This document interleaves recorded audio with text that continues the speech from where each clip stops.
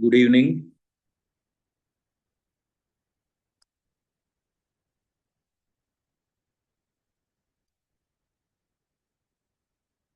So இந்த சர்வேல கடைசி ஒரு சாப்டர் மட்டும் இருக்கு. அதுவும் ஒரு overall idea and advice to the government தான். ஸோ நம்ம திருப்பி திருப்பி சர்வே ஃபுல்லாக சொல்லிட்டே வந்த மாதிரி நிறைய மேக்ரோ எக்கனாமிக் இண்டிகேட்டர்ஸ்ல நம்ம பாசிட்டிவா இருந்தா கூட நமக்கு அந்த எக்ஸ்டர்னல் வல்னரபிலிட்டின்னு இருக்கா. ஸோ அதை அவாய்ட் பண்றதுக்கு ஓவர் கம் பண்றதுக்கு நம்ம என்ன பண்ணணுங்கிறது தான் ஒரு அட்வைஸ் மாதிரி லாஸ்ட் சாப்டர்ல கொடுத்துருக்காங்க. ஸோ இது ஓவரால் ஐடியா தான். நம்ம அடுத்து என்ன பண்ணணும் அப்படின்னு வெறும் growth மட்டும் பத்தாது. இப்போ growthல நம்ம $4 trillion எக்கனாமி, அப்புறம் $5 trillion ஆக போகிறோம், ஒரு $30 trillion எக்கனாமி ஆகிறதுக்கான கோல் வச்சிருக்கிறோம் விக்ஷித் பாரத்னு. அது எல்லாமே நம்ம அச்சீவ் பண்ணிடுவோம். பட் இருந்தாலும் இந்த மேக்ரோ எக்கனாமிக் இண்டிகேட்டர்ஸ்ல நம்ம பாசிட்டிவா இருக்கிறதுல கூட என்ன ரிஸ்க் இருக்குன்னா எக்ஸ்டர்னல் இஷ்யூஸ்னால வர்ற பிரச்சனைகள். அப்ப அதுல நம்ம ரிசீலியண்டா இருக்கணும். எந்த மாதிரியான எக்ஸ்டர்னல் சுச்சுவேஷன்ஸ் வந்தா கூட அதுல இருந்து நம்ம பவுன்ஸ் பேக் ஆகணும்னா நிறைய பஃபர்ஸ், சேஃப்டி பஃபர்ஸ் கிரியேட் பண்ணி வச்சுக்கணும். அண்ட் எக்ஸ்போர்ட்ஸை, மேனுஃபேக்சரிங் எல்லாம் நம்ம ஸ்ட்ரென்தன் பண்ணணும். கரன்சி டெப்ரிசியேஷன்னால வர இம்பாக்ட்ஸ் எல்லாம் நம்ம வித்ஸ்டாண்ட் பண்ற கெப்பாசிட்டியை நம்ம இன்டஜனஸாவே வளர்த்துக்கணும். அதாவது ஸ்ட்ராட்டஜிக் இன்டிஸ்பென்சிபிலிட்டி அப்படிங்கிறாங்க. இப்போ இன்டர்நேஷனல் ரிலேஷன்ஸ்ல ஸ்ட்ராட்டஜிக் அப்படின்னாலே ஒரு கண்ட்ரியுடைய ஓவரால் பாலிசி எப்படி இருக்கணும் அப்படின்னா லாங் டேர்ம் விஷனோட அந்த கண்ட்ரியை சேஃப்கார்ட் பண்ண, என்ன இஷ்யூஸ் வந்தா கூட அதுல இருந்து அந்த கண்ட்ரியை சேஃப்கார்ட் பண்ற மாதிரியான ஒரு ஸ்ட்ராங்கான பாலிசிஸை நம்ம எப்பவுமே ஃபார்முலேட் பண்ணிக்கணும், ஃப்ரேம் பண்ணணும். அப்புறம் தவிர்க்க இயலாத சக்தியா மாறணும், பவர்ஃபுல் கண்ட்ரியாவும் இருக்கணும், இன்ஃப்ளூயன்ஸ் பண்ற கண்ட்ரியாவும் இருக்கணும். இப்போ இந்தியா அதுதான் இந்த சாப்டர்ல டிஸ்கஸ் பண்ணியிருப்பாங்க. இப்போ இந்தியா வந்து எக்கனாமிக் பேராமீட்டர்ஸ்ல பார்த்தீங்கன்னா நல்லா பெர்ஃபார்ம் பண்ற ஒரு கண்ட்ரியா இருந்தா கூட இன்ஃப்ளூயன்ஸ் பண்றதுல நமக்கு பெரிய அளவுக்கு நம்ம அதர் கண்ட்ரிஸை டைரக்டாவோ இன்டைரக்டாவோ இன்ஃப்ளூயன்ஸ் பண்றதுல நம்ம பெரிய அளவுக்கு ஸ்ட்ராங்கா இல்லை. இப்போ பாத்தீங்கன்னா இப்போ அரப் கண்ட்ரிஸ் எல்லாம் வெல்த்தியஸ்ட் கண்ட்ரிஸா இருக்காங்க, ஆனா நாட் பவர்ஃபுல் கண்ட்ரிஸ். இப்போ யூஎஸ் பாத்தீங்கன்னா எல்லா கண்ட்ரிஸையும் இன்ஃப்ளூயன்ஸ் பண்ணுதா, சைனா எல்லா கண்ட்ரிஸையும் இன்ஃப்ளூயன்ஸ் பண்ணுதா. ஸோ அந்த மாதிரியான ஒரு இன்ஃப்ளூயன்சிங் கெப்பாசிட்டியை நம்ம என்ஹான்ஸ் பண்ணணும்னா ஸ்ட்ராங்கான இன்டஜனஸ் ஃபேக்டர்ஸ், எக்ஸ்போர்ட்ஸ், மேனுஃபேக்சரிங் இதையெல்லாம் நம்ம ஸ்ட்ரென்தன் பண்ணிக்கணும். அதை தான் இந்த சாப்டர் வந்து அட்வைஸா கொடுக்குது. அதை நீங்க சும்மா நம்ம அப்படியே ரஃபா ஓவராலா பார்த்துருவோம் அதையும். So future economic strength will depend not only on growth rate. Economic growth நம்ம இன்க்ரீஸ் பண்றதுக்கு கோல்ஸ் வச்சிருக்கிறோம், ஆம்பிஷன்ஸ் எல்லாம் இருக்கு, அது ரைட் தான். But future economic strength will depend not only on growth rate but on building durable productive capacities, reducing external vulnerability, embedding India deeply into global systems. So நம்ம மற்றவங்களுக்கு எந்த அளவுக்கு தேவைப்படுறவங்களா இருக்கிறோம், மற்ற மார்க்கெட்ஸுடைய டிமாண்டை எந்த அளவுக்கு சாட்டிஸ்ஃபை பண்ற இடத்துல நீங்க இருக்கீங்க, அந்த இடத்துல you will become more indispensable. அப்போ திஸ் சாப்டர், இந்த கடைசி சாப்டர் எதை பத்தி சொல்லுதுன்னா ஃப்ரம் ஸ்ட்ராட்டஜிக் ரெசிலியன்ஸ். இப்போ ஷாக்ஸை அப்சர்வ் பண்ற கெப்பாசிட்டியை நம்ம வளர்த்துருக்கிறோம். இப்போ ஃபார் எக்ஸாம்பிள் இப்போ லாஸ்ட் ஒரு 2 months இஸ்ரேல், ஈரான், யூஎஸ் வார் போயிட்டு இருக்கா, அதனால வரக்கூடிய இம்பாக்டை நம்ம வித்ஸ்டாண்ட் பண்ற அளவுக்கு நம்ம ரிசர்வ்ஸ் எல்லாம் வச்சிருக்கிறோம், ஃபாரின் எக்ஸ்சேஞ்ச் ரிசர்வ்ஸ் வச்சிருக்கிறோம், ஆயில் ரிசர்வ்ஸ் எல்லாம் வச்சிருக்கிறனால நம்ம அந்த இம்பாக்டை, நெகட்டிவ் இம்பாக்ட்ஸை ஓரளவு அப்சர்வ் பண்ணிக்க முடியுதா. ஸோ அதெல்லாம் நம்ம கரண்ட் அக்கௌண்ட் டெபிசிட் வந்து லிமிட்டடா இருக்கு, ஃபாரின் எக்ஸ்சேஞ்ச் ரிசர்வ்ஸ் 11 monthsக்கான இம்போர்ட் கவரை தருது, அப்புறம் உங்களுக்கு public dept to GDP ratio இருக்கா, அதை நம்ம லிமிட் பண்றதுக்கான கோல்ஸ் எல்லாம் வச்சிருக்கோம், அதெல்லாம் பார்த்தோம். இந்த மாதிரி ஸ்ட்ராட்டஜிக் ரெசிலியன்ஸ், அப்சார்பிங் ஷாக்ஸ், அதை நம்ம ஃபோக்கஸ் பண்றோம். அடுத்து நம்ம எதுக்கு மூவ் ஆகணும்னா strategic indispensability, becoming a source of reliability and value globally. So இப்போ அதை நோக்கி நம்ம டிராவல் ஆகுறதுக்கு என்ன பண்றது, அதை பற்றி தான் இந்த சாப்டர் வந்து டிஸ்கஸ் பண்றாங்க கடைசி சாப்டர்ல. ஸோ அதுக்கு என்ன ஃபோக்கஸ் தர சொல்றாங்க, மேனுஃபேக்சரிங், எக்ஸ்போர்ட்ஸ், அப்புறம் டிசிப்ளின்டு இன்டஜனைசேஷன். ஸோ நம்ம இன்டர்னலி எதுல எல்லாம் ஸ்ட்ராங்கா இருக்கிறோமோ அதையெல்லாம் ஸ்ட்ரென்தன் பண்ணிக்கிறது. ஆத்ம நிர்பார் பாரத் அப்படின்னு சொல்லி 2020க்கு அப்புறமே நிறைய ஃபோக்கஸ் கொடுக்குறோம். இன்டஜனஸ்லி எதுல எல்லாம் நம்ம ஸ்ட்ராங்கா இருக்கோமோ அதெல்லாம் ஸ்ட்ரென்தன் பண்றது. அப்புறம் குளோபல் வேல்யூ செயின் பார்ட்டிசிபேஷன், அதை பத்தி நம்ம ப்ரீவியஸ் சாப்டர்ஸ்லயே பார்த்தோம். இண்டஸ்ட்ரியில எல்லாம் இம்பார்ட்டன்ஸ் கொடுக்க சொன்னாங்களா. அப்ப இதெல்லாம் தான் நம்மளுடைய அந்த ஸ்ட்ராட்டஜிக் இன்டிஸ்பென்சிபிலிட்டியை என்ஷூர் பண்ணும். So India's macro economic strength must convert into long term strategic leverage. State capacity is the economic infrastructure enabling resilience and indispensability. அப்ப அதுக்கு என்ன பண்ணணும் அப்படிங்கிறப்ப இதுல இப்ப சாணக்கியாவுடைய அர்த்த சாஸ்திரால இருக்கிற கோட்ஸ் எல்லாம் கொடுத்துருக்காங்க. The foundation of well-being is dharma. The foundation of dharma is economic strength. And the foundation of economic strength is the state. ஒன்னுக்கு ஒன்று இன்டர்ட்வைன்ட். இப்போ நீங்க தர்மாவுடைய பாத்துல நீங்க டிராவல் ஆகணும்னா அதுக்கு உங்களுக்கு எக்கனாமிக் பேக்கப் வேணும். எக்கனாமிக் பேக்கப் வேணும் அப்படின்னா அதுக்கு ஸ்டேட் வந்து ஸ்ட்ராங்கா இருக்கணும். எப்படி ஸ்ட்ராங்கா இருக்கிறதுனா நம்ம இன்னொருத்தரை போய் அக்ரெசிவா அட்டாக் பண்றது அந்த ஸ்ட்ரென்த் கிடையாது. அதுவும் இருக்கு. இன்னொருத்தர் நம்மளை அட்டாக் பண்றப்போ அதை வித்ஸ்டாண்ட் பண்ற கெப்பாசிட்டி இருக்கணும். எக்ஸ்டர்னலா ஏதாவது ரீசன்ஸ்னால நம்ம வல்னரபிளா இருந்துடக்கூடாது. அதுல இருந்து நம்ம எப்பவுமே அவாய்ட் பண்ணிக்கிறதுக்கு ப்ரொடெக்ட் பண்ணிக்கிறதுக்கான ஃபுல் ஸ்ட்ரென்த்தை நம்ம டெவலப் பண்ணி வச்சிருக்கணும். ஸோ இப்போ இதையெல்லாம் வந்து அர்த்தர சாஸ்திரா காலத்துல இருந்தே சொல்லிட்டு வர்றாங்க. அதுதான் சர்வேவும் ஞாபகப்படுது.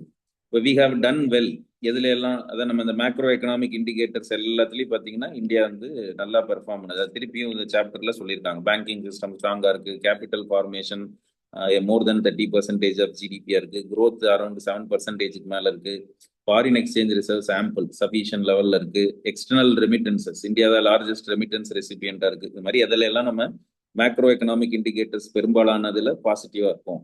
ஸோ அதுல எல்லாம் நம்ம இது மாதிரி என்னென்ன அச்சீவ்மெண்ட்ஸ் கவர்மெண்ட் என்ன ஸ்டெப்ஸ் எடுக்காங்க, ஜிஎஸ்டி ரீஃபார்ம்ஸ் கொண்டு வந்திருக்காங்க. அப்புறம் உங்களுக்கு சென்ட்ரல் கவர்மெண்ட் வந்து பிஸ்கல் டெபிசிட்டை கோவிடுக்கு அப்புறம் ஏகப்பட்ட பர்சன்டேஜ் ரெடியூஸ் பண்ணிட்டே வந்துட்டாங்க. இது மாதிரி ஏகப்பட்ட பாசிட்டிவான ஃபேக்டர்ஸ் எல்லாம் நம்ம ப்ரீவியஸ் சாப்டர்ஸ்ல டிஸ்கஸ் பண்ணதுல எல்லாம் நம்ம ஸ்ட்ராங்கா இருக்கோங்கிறத சொல்றாங்க. பட் எதுல நம்ம வீக்கா இருக்கிறோம்? Not so sure about the world. Global uncertainties are structural, not temporary.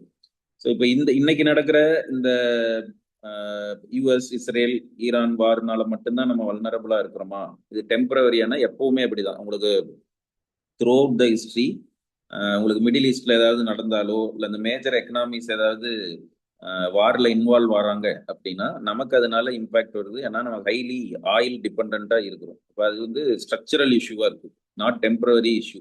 Post gold war order அப்படின்னு அதான் சொல்றாங்க. லாஸ்ட் 50-60 வருஷமாவே இந்த மாதிரியான பிரச்சனைகள் இருக்கு. 1991 கிரைசிஸ், அப்புறம் 90s எண்டில் பார்த்தீங்கன்னா ஈஸ்ட் ஏஷியன் கிரைசிஸ், அப்புறம் .com இஷ்யூன்னு வந்துச்சு 2000s .com இஷ்யூஸ் அப்படின்னு வந்துச்சு. அப்புறம் 2008 குளோபல் ஃபினான்ஷியல் கிரைசிஸ் அப்படின்னு வந்தது. மாதிரி நிறைய எக்ஸ்டர்னல் விஷயங்கள் வர்றப்ப எல்லாம் இந்தியா அதுல இருந்து நம்ம இம்பாக்ட் ஆகாம தடுக்கிறதுக்கு நிறைய ஸ்டெப்ஸ் எப்பவுமே எடுத்துக்கிட்டு இருக்க வேண்டியதா இருக்கு. அதுதான் இங்க சொல்றாங்க. இது வரைக்கும் சோஃபார் என்னென்ன மாதிரியான சேலஞ்சஸ் எல்லாம் நம்மளை இம்பாக்ட் பண்ணிருக்கு அப்படிங்கிறதையும் சொல்றாங்க.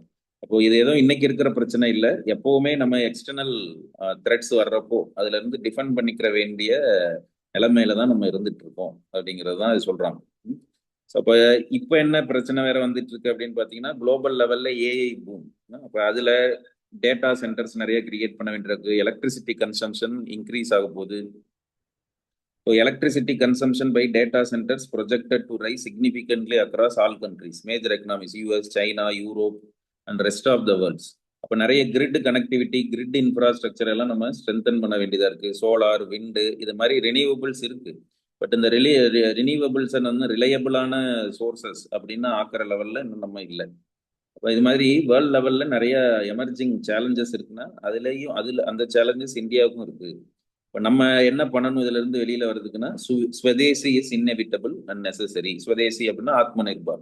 நம்ம டொமஸ்டிக்கலி எதுல எல்லாம் ஸ்ட்ராங்கா இருக்கிறோமோ அதெல்லாம் இன்னும் ஸ்ட்ரென்தன் பண்ண வேண்டியதா இருக்கு. அப்பதான் நம்ம டிஃபென்சிவ் கண்டினியூட்டி ஆஃப் ப்ரொடக்ஷன், நம்ம பெருசா ரிசோர்சஸ்க்கு மார்க்கெட்டுக்கு அதர் கண்ட்ரிஸை டிபெண்ட் பண்ணி இல்லாம ஸ்ட்ராட்டஜிக்கலி ஸ்ட்ராங்கா இருக்கணும். அப்படின்னா இன்டர்ஜெனஸா நம்ம எதுல எல்லாம் ஸ்ட்ராங்கா இருக்கோமோ அதெல்லாம் நம்ம வந்து ஸ்ட்ரென்தன் பண்ண வேண்டிய கட்டாயத்துல இருக்கும். அப்போ கோர் பாலிசி கொஸ்டின்ஸ் அப்படிங்கிறது அதுதான். ஸ்வதேசி அப்படிங்கிறப்போ இன்னொரு க்ளோஸ்ட் எக்கனாமிக் காலத்துல சொன்ன செல்ஃப் ரிலையன்ஸ் அந்த மீனிங் எடுக்கக்கூடாது. செல்ஃப் ரிலையன்ஸ் அப்போ எப்படி இருந்துச்சு க்ளோஸ்ட் எக்கனாமிக் எரா காலத்துல அப்படின்னா இம்போர்ட் சப்ஸ்டிடியூஷன், இம்போர்ட்ஸ் அலோவ் பண்ண மாட்டோம், எக்ஸ்போர்ட்ஸையும் பெருசா நம்ம என்கரேஜ் பண்ண மாட்டோம். நம்ம கிட்ட இருக்கிற ரிசோர்ஸை வந்து நம்மளுடைய டிமாண்டை சாட்டிஸ்ஃபை பண்றதுக்காக மட்டுமே பயன்படுத்திக்கும் அப்படின்னு இருந்துச்சு. அந்த செல்ஃப் ரிலையன்ஸ் இல்லை. இப்போ செல்ஃப் ரிலையன்ஸ் ஆத்ம நிர்பார் பாரத் அப்படிங்கிறது என்ன, நம்ம எதுல எல்லாம் ஸ்ட்ராங்கா இருக்கிறோமோ அந்த கோர் ஏரியாஸ்ல நம்மள இன்னும் ஸ்ட்ரென்தன் பண்ணிக்கிட்டு எக்ஸ்போர்ட்ஸை ப்ரமோட் பண்ணணும். இம்போர்ட்ஸ் வேணுங்கிறத இம்போர்ட் பண்ணி தான் ஆகும். இப்போ இந்த செல்ஃப் ரிலையன்ஸுங்கிறது இம்போர்ட் சப்ஸ்டிடியூஷனை பத்தி பேசுது. இம்போர்ட்ஸே அலோவ் பண்ணக்கூடாது, எக்ஸ்போர்ட்ஸ் எல்லாம் பெருசா வந்து கன்சிடர் பண்ணணும்னு அவசியம் இல்லைங்கிற அந்த க்ளோஸ்ட் எக்கனாமிக்கரா டெஃபினிஷனை இன்னைக்கு இருக்கிற ஆத்ம நிர்பார் பாரத்துக்கு நம்ம ஃபிட் பண்ணக்கூடாது. இப்ப இருக்கிற செல்ஃப் ரிலையன்ஸுங்கிறது எதை பத்தி பேசுது அப்படின்னா, ஸ்ட்ராங்கா இருக்கிற ஏரியாஸை இன்னும் ஸ்ட்ரென்தன் பண்ணிக்கணும், எக்ஸ்போர்ட்ஸை இன்க்ரீஸ் பண்ணணும், அதுக்கு மேனுஃபேக்சரிங் செக்டாரை நம்ம ஃபோக்கஸ் பண்ணணும். இம்போர்ட்ஸ் அதுக்காக அலோவ் பண்ண வேணாம்னு இல்லை, இம்போர்ட் டிபெண்டன்ஸே குறைச்சிக்கணும். இப்போ எக்ஸ்போர்ட்ஸை ஸ்ட்ரென்தன் பண்ணி இம்போர்ட்ஸ் டிபெண்டன்சியை குறைச்சிக்கிட்டு நம்ம ஒரு இன்டிஸ்பென்சிபிளான ஒரு பிளேஸுக்கு போகணும் அப்படிங்கிறது தான் இன்னைக்கு இருக்கிற ஆத்ம நிர்பார் பாரத் அப்படிங்கிறது பேசுது. So not weather to pursue Swadeshi, but how to pursue it without inefficiency, complacency and isolation. நம்ம இப்போ ஐசோலேட் ஆகிக்கிறதுன்னு அர்த்தம் இல்லை. இப்போ க்ளோஸ்ட் எக்கனாமிக்கரால செல்ஃப் ரிலையன்ஸுக்கு பேர் மீனிங் என்ன அப்படின்னா, நம்ம ஐசோலேட் ஆகுறது, இன்னொருத்தரை பெருசா டிபெண்ட் பண்ணி இல்லாம நம்மளை நாமளே கவனிச்சுக்கிறது அப்படிங்கிறது அந்த மீனிங். பட் இன்னைக்கு அப்படி கிடையாது. கம்ப்ளீட்டா நம்ம வேர்ல்ட் அஃபேர்ஸ் இருந்து நம்மளை கம்ப்ளீட்டா ரிமூவ் பண்ணிக்கிறது, அந்த ஐசோலேட்டட் திங்கிங்க்கு போகக்கூடாது. ஸோ இப்போ பாஸ்ட் ப்ரொடெக்ஷன் அப்படிங்கிறது காம்ப்ளசன்சி, இன்எஃபிஷியன்சி, இன்சுலேஷன், இதையெல்லாம் ஃபோக்கஸ் பண்ணுச்சு. இந்த பாஸ்ட் ப்ரொடெக்ஷனுங்கிறது எதை பத்தி பேசுறாங்க? பிஃபோர் 1991 நம்ம க்ளோஸ்ட் எக்கனாமிக்கரால இருந்தப்போ இருந்த செல்ஃப் ரிலையன்ஸ், அதை பத்தி அந்த இதை இப்போ அப்படி எடுத்துக்கூடாது. So swadeshi must be disciplined, not blanket protection. அந்த டிஃபரன்ஸை தான் நம்ம இப்போ அண்டர்ஸ்டாண்ட் பண்ணிக்கணும். இப்போ செல்ஃப் ரிலையன்ஸ் இன்னைக்கு பேசுறது எதோட கொண்டு போய் ஈக்குவேட் பண்ணிக்க கூடாதுன்னா, க்ளோஸ்ட் எக்கனாமிக் எரா டெஃபினேஷனோட ஈக்குவேட் பண்ணிக்க கூடாது. So when import substitution is justified, எப்போ இம்போர்ட் சப்ஸ்டிடியூஷன் மீனிங் என்ன பார்த்தோம்? ஒரு பொருளை இம்போர்ட் பண்றதுக்கான தேவை இருக்கு அப்படின்னா அதை நம்மளாவே ப்ரொடியூஸ் பண்ணிக்க முடியுமான்னு பார்க்கணும். Substitute that NEET with domestically available alternatives, அதுதான் வந்து இம்போர்ட் சப்ஸ்டிடியூஷன் அப்படின்னு சொல்லுவோம். அப்போ இன்டெலிஜென்ட் இம்போர்ட் சப்ஸ்டிடியூஷன் அப்படிங்கிறது கண்டிஷனல் ப்ரொடெக்ஷன். எதுல எல்லாம் நம்ம ஸ்ட்ராங்கா இருக்கணுமோ அதெல்லாம் ஸ்ட்ரென்தன் பண்ணிக்கிட்டு இம்போர்ட் பண்ணியே ஆக வேண்டிய விஷயங்களை நம்ம இம்போர்ட் பண்ணிக்கலாம். கம்ப்ளீட்டா இம்போர்ட் சப்ஸ்டிடியூஷன்னா இம்போர்ட்ஸை டிஸ்கரேஜ் பண்றது, இம்போர்ட்ஸுக்கு எக்ஸசிவ் டேக்ஸ் போட்டு அதை பேன் பண்றது, அந்த இம்போர்ட் சப்ஸ்டிடியூஷன் இல்லை. அப்ப India is already cost competitive, sector is export oriented, product is general purpose. இந்த மாதிரியான ஸ்ட்ரென்த் எல்லாம் நம்ம கிட்ட இருந்துச்சுன்னா நம்ம கம்ப்ளீட்டா என்ன பண்ணிக்கலாம்னா இம்போர்ட்ஸே வேண்டாம் அப்படிங்கிற மாதிரி சுச்சுவேஷனுக்கு போகலாம். பட் அது மாதிரி எல்லாம் இன்னும் நம்ம ஆகலை இல்லை. அதனால இம்போர்ட் சப்ஸ்டிடியூஷன் அப்படிங்கிறது இன்னைக்கு என்ன மீன் பண்ணுது அப்படின்னா, எதுல ஸ்ட்ராங்கா இருக்கமோ அதை ஸ்ட்ரென்தன் பண்ணிக்கிட்டு எக்ஸ்போர்ட்ஸை என்கரேஜ் பண்றது, அந்த மாதிரியான ஃபோக்கஸ் தரப்பதான் நம்ம ஸ்ட்ராட்டஜிக்கலி இன்டிஸ்பென்சபிளா இருக்கும். நம்ம பொருளை நம்பி மற்றவங்க இருக்கணும். நம்மளுடைய குட்ஸ் அண்ட் சர்வீசஸை அதர் மார்க்கெட்ஸ் வந்து வெல்கம் பண்ற அளவுக்கு நம்ம வேல்யூ கிரியேட் பண்ற மாதிரியான விஷயங்களை ஃபோக்கஸ் பண்ணணும். அதான் advanced manufacturing as a disciplining system. So ஏன் மேனுஃபேக்சரிங்கை வந்து நம்ம ஃபோக்கஸ் பண்ணணும்? மேனுஃபேக்சரிங் தான் நிறைய உங்களுக்கு என்ன ஆகும்னா லாங் டேர்மில் அதிகமான அட்வான்டேஜை கொடுக்கும், நிறைய எம்ப்ளாய்மெண்ட்டை கிரியேட் பண்ணும், எக்ஸ்போர்ட்ஸ் வந்து ஸ்டேபிளாகவும் ரிலையபிளாகவும் இருக்கும்.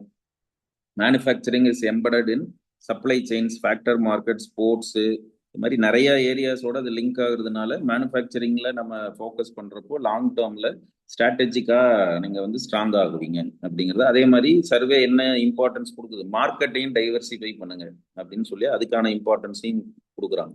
நம்ம ஜென்ரலாக பார்த்தோம்னா எக்ஸ்போர்ட்ஸை வந்து யூரோப்பியன் கண்ட்ரீஸ்க்கு என்ஹான்ஸ் பண்ணணும், நார்த் அமெரிக்கன் கண்ட்ரீஸ்க்கு என்ஹான்ஸ் பண்ணணும், இன்க்ரீஸ் பண்ணணும்னு நினைப்போம். பட் இல்லை, நிறைய மார்க்கெட்ஸ் வந்து நமக்கு அவைலபிளாக இருக்குது. ஈஸ்ட் ஏஷியாலேயே நிறைய பொட்டன்ஷியல் இருக்குது அப்படின்னு சர்வே ஃபோக்கஸ் பண்ண சொல்கிறாங்க. Japan, south Korea, Taiwan, Singapore, China, Vietnam.